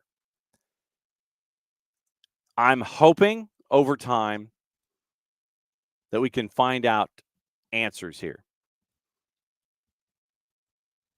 But is it going all the way back to looking at the surfaces, trying to come up with empirical evidence that way? Are you looking at turf versus grass? Are you looking at how a step is taken in a particular instance? How women's ligaments respond when you're trying to do sharp movement. And what I mean by sharp movement is plant and go. And the knee in and of itself as a shock absorber is not going to be in a place where if your knee is at X angle or better, then you have a chance to damage the ligament that they're discussing, the ACL. If you plant it at a 90-degree angle versus a 45 and you're trying to make a cut and you're trying to go over here, does that cause, is it the cuts that happen? The cuts that occur during regular play? All of these different contextual things. And Hutch, you're spot on. Overtraining and fatigue have to be looked at.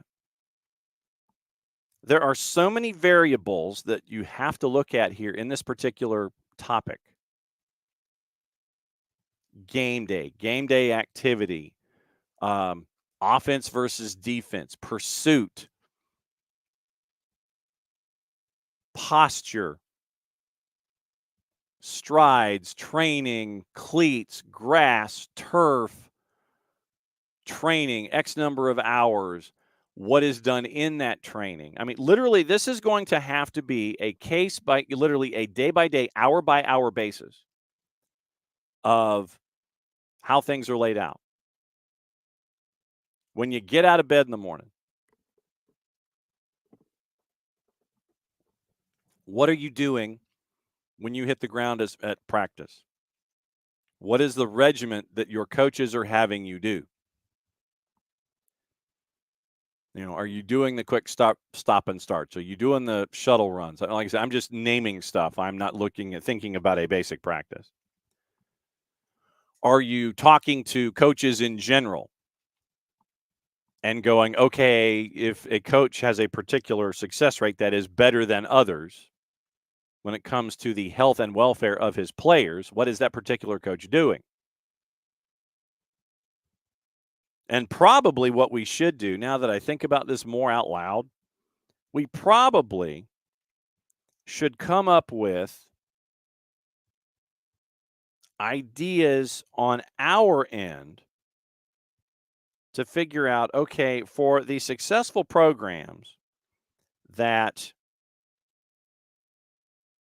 are on the board, even from a high school level, to get things started. How are you being successful? That if we started our own empirical project with all of the contacts that we have,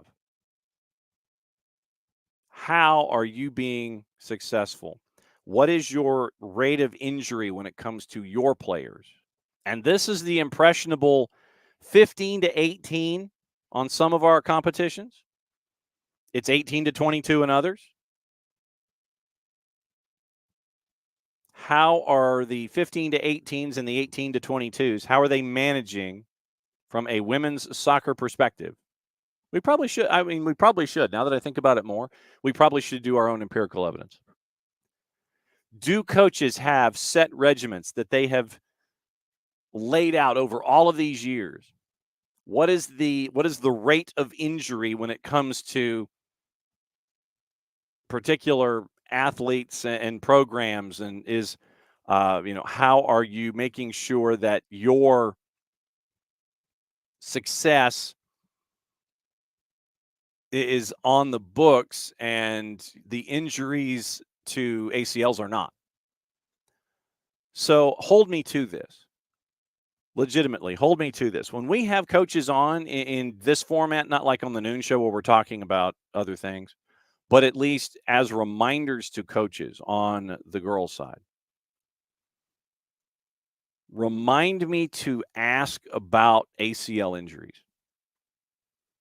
And so if we can come up with our own empirical evidence of how coaches are, I don't want to use the word combating, but making sure that their players are as healthy as possible and avoiding injury as much as possible, that you have coaches that are being successful in the day-to-day, and you don't have all of the all the injuries that are stacking up. So that's that is something that that's something that we need to keep an eye on. So the folks in England are coming up with their own empirical study. We probably should just come up with our own anecdotal evidence and try and figure out, okay, training programs, level of success, balance, overtraining, fatigue, as Hutch is mentioning to the floor this morning. It's like, okay, how do you, when it comes to pushing your athletes, how do you push them? And when do you push them? And when do you use the clutch and the gas? And how do you navigate that? So I think that's probably what we need to get into. So officially reminding myself, we need to keep an eye on ACLs, and now with this particular element coming across now over in England, keep an eye on it. All right, notes from Doug Robertson at training this morning for Atlanta United. Shonda Silva, Derek Williams have joined training late, but at least they have joined training, and we are looking at that. Other notes from Major League Soccer. Did you see that San Diego FC, the new team in Major League Soccer, they are in talks to sign Chucky Lozano from PSV? About $15 million, I think, was the number that was being floated around. So it looks like San Diego FC wants to make a splash out of the blocks chasing after Chucky Lozano from PSV. Does that happen? What do they do? So we will see what happens with San Diego, and we will see if they can get Chucky Lozano. Okay, so Alex saw 12. And my mind might have been in the conversion numbers, but so if it's 12 from PSV, how serious is San Diego? And who are they bringing in? Yes, what's $3 million between friends? So San Diego wants to make a splash, and it might be Chucky Lozano. That'd be a great start for them, at least from the winning the press conference dynamic. Negotiations between Bayern Munich and Ralph Rangnick are ongoing. Quoting Nick, press. According to Guillaume Balaguer, they want him to rebuild Rangnick, not only the team, but the club. Clearly interested, as you don't get many chances to run a football club like Bayern in a time of confusion. It's the only manager they are talking to. Expected it should go one way or another by the end of the week. So you've got Ralph Rangnick, possibly, probably, maybe, perhaps, looking at Ralph Rangnick. Man, you're gonna have to bring in folks that are seriously going to want to carry the water for the press. If it is Rangnick, really keep an eye on that. Woo, boy. Other things this morning, it looks like Jorginho is going to get a new deal from Arsenal. He's expected to sign. And joined the club from Chelsea for £12 million in January 23, signing an 18-month deal. Played 35 times for Mikel Arteta across all comps. So you've got that going on. Ronaldo is agreeing to sell his stake in Cruzeiro. Ronaldo older, not CR40.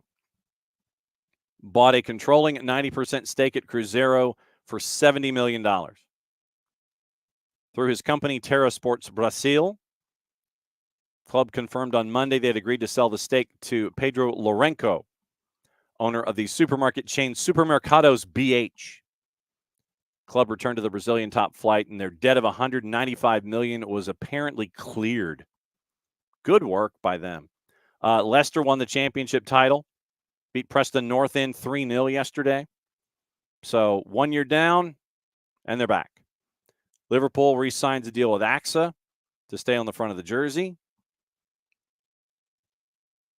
And apparently, the Premier League clubs are going to push ahead with their spending cap plans. Hard spending cap is a part of the squad cost rules. And apparently, we now know that what season it's going to be attached to, and it's 25-26. discussed at the shareholders meeting on Monday, set to be voted on in June. The salary cap, in quotation marks, is going to anchor maximum permitted spending of any club to a multiple of what the lowest earning side receives via the PL by the Premier League centralized broadcasting commercial deals. It's a $50-something million gap between 1 and 20. And so that will be intriguing. Brutzler, Slater et al. Concept first brought up last year with a multiple of 4.5 in mind. A multiple of 5 is expected to be implemented if the proposal passes. So 5 times whatever the one at the bottom spends, or but the bottom gets in the centralized broadcasting commercial deals. So think 5 times. Introduction of a squad cost rule approved. Spending cap intended as a function, as a backstop to the squad cost rule. So spending cap, squad cost rule, club spending would have been tied to a percentage of their revenue. So squad costs, Chelsea, obviously, they blew the curve. £539 million in squad cost. More than blanking Manchester City by almost 5%. More than 5%, more like 7%. Manchester City's squad cost 22-23, $500 million pounds. Brentford, 109. Under the current proposal, the spending cap would have been $518 million. So 5 times Brentford, say. 4.5 times Brentford, 5 times Brentford. So 518. Doesn't really affect anybody but Chelsea. I would have thought Chelsea would have voted no. But they didn't. But Chelsea would have been the only one affected in squad cost. They would not have had to spend $20 million. If anchoring was in effect last season, according to Matt Slater, cap would have been 518. 5 times 103.6 that Southampton earned in centralized revenues. Chelsea spending more than that on wages, amortized transfer fees, and payments to agents. Manchester City not far behind. Obviously, the folks in the lower half love the idea. The ones that are in the upper half do not. La Liga already employs, they have their own kind of a spending cap deal. United City Villa against. Chelsea abstained. I think Chelsea in this case was basically, well, we better keep our mouth shut. We better keep our mouth shut on this one. We're going to abstain. You're always going to get the players' union involved. Agents are always going to sit there and raise the people's eyebrow. So 103.6 times 5, it only would have affected Chelsea. No real surprise. Other news going on, and I wanted to bring this up. So if Ropes and Tom Russo, the Airborne DJ, if their ears are ringing, this might be why, as a part of it. With what is currently going on involving our friends at 777. I don't know if you necessarily want to know this information about 777 if you are a fan of Everton, but you kind of need to know. When we talk about Everton and the takeover bid, there are 3 words that always end up in the conversation. Everton, takeover, and doubt. The Times has all 3 back-to-back to start their article. In the headline, Everton's takeover doubts grow as 777 partners' airline has collapsed. They've got one of those low-fare airlines as a part of their portfolio. Australian airline Bonza ceased flying on Tuesday. though 777 made a £16 million payment to Everton as planned this week. Bernard Lagan and Paul Joyce at the Times.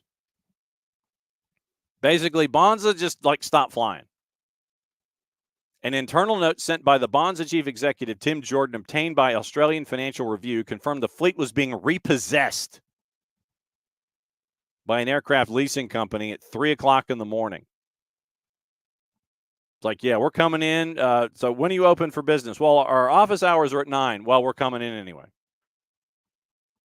Before your travel day starts and you put any plane in the air, we're repossessing all of your planes. 4 leased Boeing 737 MAX 8s. Chief exec Tim Jordan quoted, "Discussions are underway regarding the viability of the business. I would imagine that if your 4 planes are repossessed, you have no business. It's kind of difficult to have a business if you have no planes, if you are an airline. I'm just saying." Well, what do you do for a living? Well, we're an airline. Well, when do you fly? Well, we don't. Well, what happened? Well, our planes got repossessed. Well, so what's next? Well, discussions are underway regarding the viability of the business. I don't quite think if you had your 4 planes towed away and being repossessed that there is any viability at present.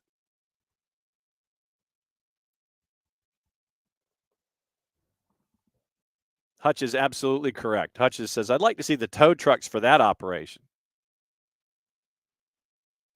And Alex, I have news about Newcastle coming up in short order. Alex says, this is why you don't say anybody's better than the current guy. That is absolutely true. You do not say that.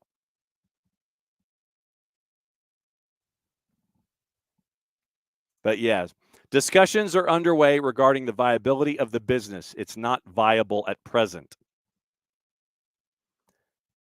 Tim Jordan admitted that the repossessions had come as a surprise to both Bonza and 777. Yeah, I could see. Well, if you're at an airport and you're tied to this particular airline and you see those tow trucks that Hutch, or maybe they just take the keys. I don't know. It's like, give me the keys. The repossessions had come as a surprise. So let me get this straight. 3 a.m., the planes are repossessed. What was it like? Did Tim Jordan get a phone call at like 3, at like 2:45 or 3 a.m., sir? Your planes are being repossessed. What? Yeah, the planes, they're being taken away. Or did Tim Jordan, when he got to work this morning at like 7:30 or 8, wander out to the hangar and the gates that Bonza is supposed to be paying for, and you don't see your planes? And it's like the John Larroquette line in Stripes. My truck! Where's my truck? Does Tim Jordan sit there and go, my planes? Where are my 4 planes? Does he have that kind of a response when he wandered into the airport if he did not see the planes being towed away? Where are my planes? They're not with you, sir, anymore. There's like a note. There's a note that's on one of the gates. To whom it may concern, we have your planes. And a phone number and an email.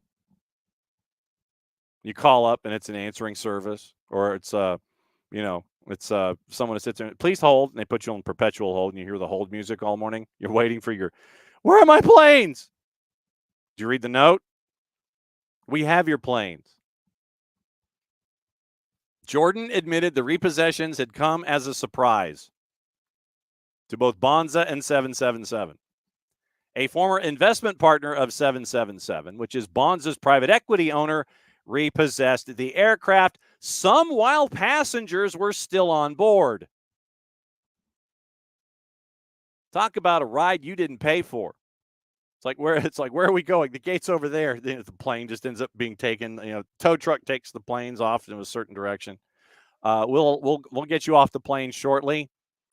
I just want to get off. I want to get off the plane. We're taking the plane over here. You'll get your luggage in short order. Passengers were still on board the planes, and they were being repossessed. Previously reported 777 being pursued in the UK for almost $30 million in unpaid aircraft leasing fees and damages.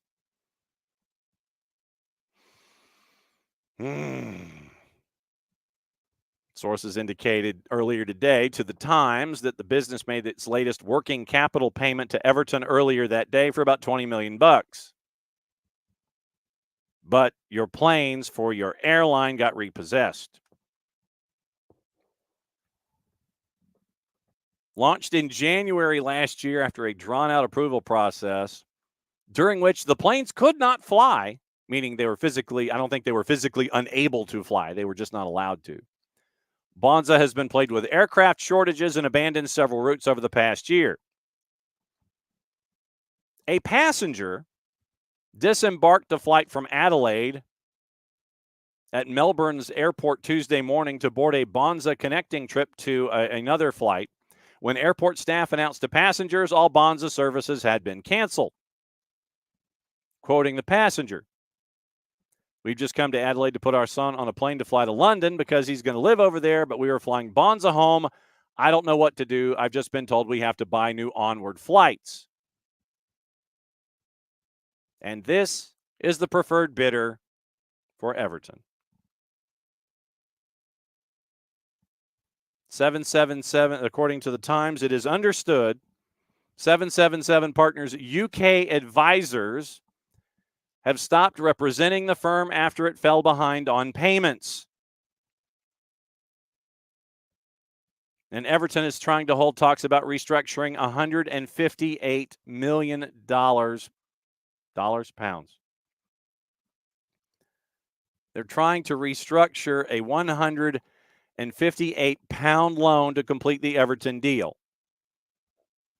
But you have an airline that has airplanes being repossessed. Your advisors in England that are supposed to help you figure out your debt load and what you can pay and what you can't have stopped because they're not getting paid. You think you can bring in Peter Brand from the movie Moneyball, the Jonah Hill character, to help you out in this situation? You get the college kid in here. We'll get him to help us out. Seriously.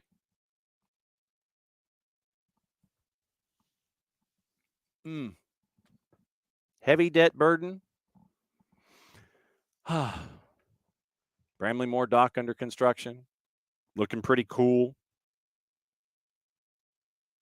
And this is the preferred bidder for Everton.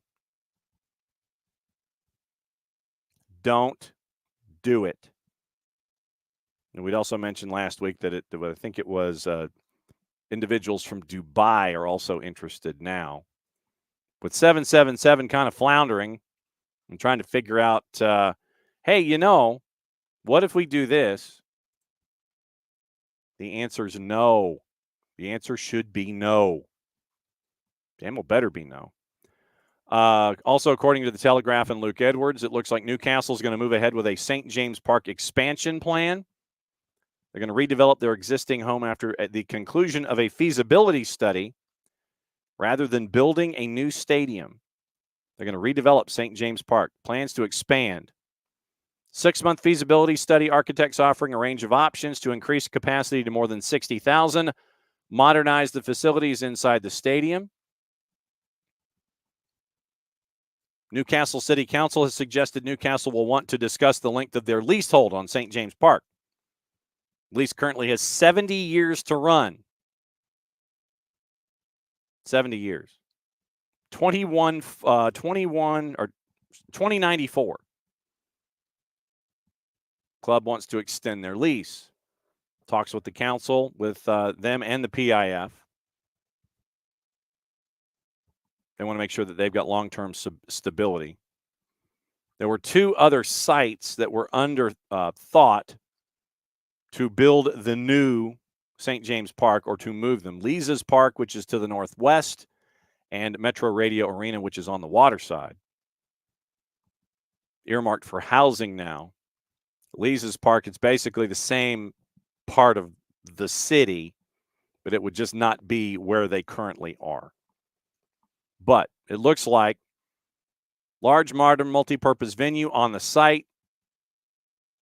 And so we'll see what happens there. But it looks like that they're going to stay on site and they want to build it, but they want assurances from the city. It's like, yo, dog, be cool. And we'll stay, but we need to figure out why we're staying and if it's up for us. 2094 coming right around the corner. What to watch, where to watch it, gossip, rumor, and innuendo before we go. Tomorrow, Tyler Pilgrim at 9:15, as he always is. Busiest man in the Northeast, Dylan Butler at 10, if we can get him to not be busy. And we'll get you ready for everything else that's going on the planet. Gossip, Liverpool fully expect Mo Salah to stay, even as 9 figures are apparently being discussed from clubs in the league that we neither condone, endorse, nor promote. Incoming Liverpool sporting director Richard Hughes will lead talks over a new contract for Salah, which runs until 2025. Marcus Rashford might find his options limited if he chooses to leave United, PSG cooling their interest. Mark Gahey at Crystal Palace is of interest to Liverpool as they seek a replacement for Joel Matip, set to leave when his contract runs out in the summer. Ajax keen to reappoint Erik ten Hag if he's sacked by United. This is from the 4-letter paper. Take the information at your own peril. Although no decision is expected on his future until they play Manchester City in the FA Cup final. West Ham's interest in Julian Lopetegui has been reunited after they learned AC Milan are wavering over whether to appoint him as a replacement for Stefano Pioli. The Hammers also keen to sign Callum O'Hare from Coventry and center back Jacob Greaves from Hull. Leicester City will be able to sign players during the summer transfer window despite being put under an embargo by the EFL. It's once again from the 4-letter paper. However, they're going to have to sell players before the 30th of June to avoid PSR breach charges, and Kiernan Dewsbury Hall is getting interest from basically everybody. Brighton, Brentford, Fulham. Jermaine Defoe looks like he might be in talks to be the new manager at Sunderland, 3-letter paper. Bayern Munich have taken the first steps toward extending Leroy Sané's deal. He's open to staying when his deal ends in the summer of 25. Florian Plettenberg at Sky Germany. United are still planning on appointing Dan Ashworth as sporting director. The expectation that a deal over compensation with Newcastle will be agreed to soon. United is like, yeah, how about 3? Newcastle's like, nah, 15. How about 3? That's where we are. Bayern Munich, once again, the plan for Rangnick is to get a contract until 27. And Lewandowski plans to stay at Barca, not considering a move elsewhere. What to watch, where to watch it, in addition to what to listen to and where to listen to it. Remember, little 6:15, it is Dalton and McIntosh here on the network. Also, at noon, Soccer's in Session Live. We'll go through all the brackets. We'll go through everything that happened yesterday, get you ready for what's happening today. Off date tomorrow. Semifinals, girls, Thursday. Semifinals, boys, Friday. So there you go. What to watch, where to watch it, and how. Commonly referred to as soccer on TV. Champions League, 3 o'clock. Bayern and Real Madrid. CONCACAF Hemispheric Extravaganzas on FS1 at 9:15, Pachuca and America. The Saudi King Cup is on FS2. Go for it. Tuda NA has both the simulcasts for Champions League and the CONCACAF Champions Cup. Univision simulcasting. Philadelphia and Seattle, Morning Rich. This was the game that was abandoned. And so now this is where they've placed it. And the lineup for Philadelphia might be interesting. So we'll see what it looks like for both of these clubs. But 7:30, season pass, Philly and Seattle. So we'll see what happens with Philly and Seattle and the makeup of the makeup game later today. Championship on the plus at 3, Coventry and Ipswich. Golasso Network, the final in the Major Arena Soccer League at 10 o'clock tonight, Kansas City and Chihuahua. And Paramount Plus gives you Bayern Munich and Real Madrid at 3 o'clock. Tomorrow, by the way, is the other half of it, Borussia Dortmund and PSG. So that is what to watch, where to watch it, how to watch it, all that kind of stuff. So it's been a busy morning. We kind of hybrided out a little bit. We had some we had some high school talk. Coaches came in and parachuted in because earlier in the day it was better for them than coming on in the noon hour. And once again, thanks to Kalen Pinckney from Woodville Tompkins down in Savannah. And it was Ben Grassmeyer from North Oconee, their big win last night over Stars Mill at Stars Mill. They advanced right-hand side of the bracket, and they were going to play Westminster in the semifinals on Thursday. Alex reminding us about Sunderland completely and totally floundering this year. He is not wrong. And when you look at the tables and how things went in the championship, Ipswich, 1 game to go. Coventry, 1 game to go. And this is big for Ipswich because if Ipswich wins with 1 match to go, they would have a 3-point lead on Leeds. Basically, Monday Night Football is on Tuesday for match 45, going into the last game of the regular season in the championship, just to let you know. Leicester clear. 97 points. They can't get touched. Ipswich could win out. They'd only have 96. Leeds wins. They got 93. Leicester wins 3 in a row to finish their season. They're at 97 points. Playoff is still in doubt. It's either going to be Leeds or Ipswich clearing 90 points and not making automatic promotion. So if it's going to be Leeds or Ipswich not being automatically promoted.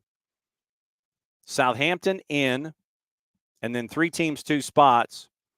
Hull City has to win and hope West Brom loses.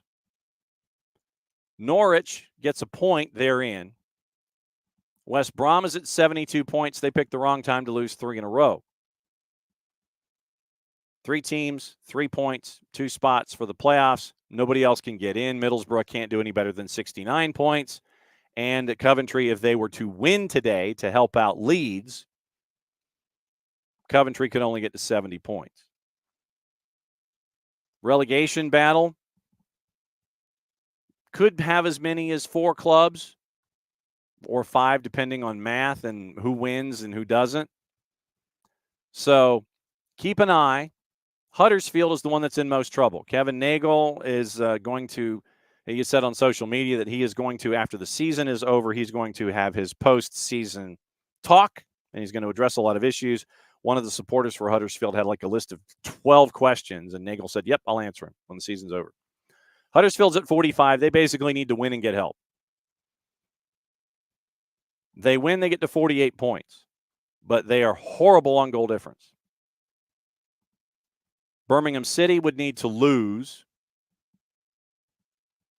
but Huddersfield is in a world of hurt, and they would need like massive math not to be relegated. Blackburn's at 50. Sheffield Wednesday's at 50, well behind on goal difference. They would be the one closest to the drop. Plymouth Argyle's at 48. They're all above the drop zone right now. Birmingham City's at 47. Huddersfield's at 45. Rotherham's done. League One. What happened? Portsmouth in. Derby in. Playoffs. Barnsley at Bolton. Oxford United at Peterborough. Posh, 7 points clear of Oxford United. Relegated. Cheltenham, Fleetwood, Port Vale. We talked about Port Vale and one of their former players getting a pilot's license, and Carlisle United, who lost 5 of 6. League Two. Stockport, Wrexham, Mansfield, all promoted. Trying to define the 4th spot. Crawley at the team that I don't talk about by name, the Carpetbaggers, and Crew at Doncaster, separated by 1 goal in goal difference, both at 71 points. Doncaster had a hot finish to storm the tower. So that's League Two. Relegated Sutton United and Forest Green Rovers back to the National League. National League teams up to League Two. Chesterfield in 106 goals in 46 matches. And then it is a battle with 6 teams trying to get to that second spot.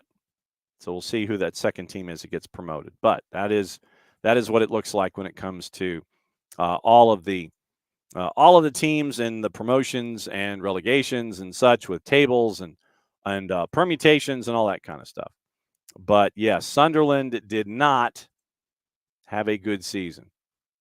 They did not have a good season at all. And so, being in the championship, and we looked at it the other day.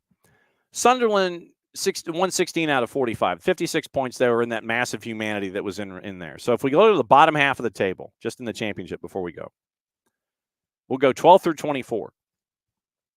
Cardiff, Swansea, Watford, Sunderland, QPR, Stoke, Blackburn, Huddersfield, 8. 8 of the 12 in the lower half of the championship in the last decade were in the Premier League. Tried to spend to get back into it, and they have not been successful. Spending against hope. That if we spend all this money, then we'll get back in. 8 of the 12, bottom half of the championship table. Sunderland, a part of that group. Sunderland made it back into the championship, mind you, but they were still in that group in the lower half. So once again, tomorrow, 9:15, Tyler Pilgrim dropping by. We'll get to talk about the Sunday set piece that he did with Jason. And we'll also talk about Atlanta United, anything else on his mind, coming off of Chicago, getting ready for Minnesota. And we'll discuss all of that. Also, if Dylan Butler is free, hopefully we can catch up with Dylan. So we'll catch up with him as well. So that's tomorrow, in addition to everything else that's on the table. Off day, weather permitting for the GHSA, but we will do Soccer's in Session live tomorrow at noon.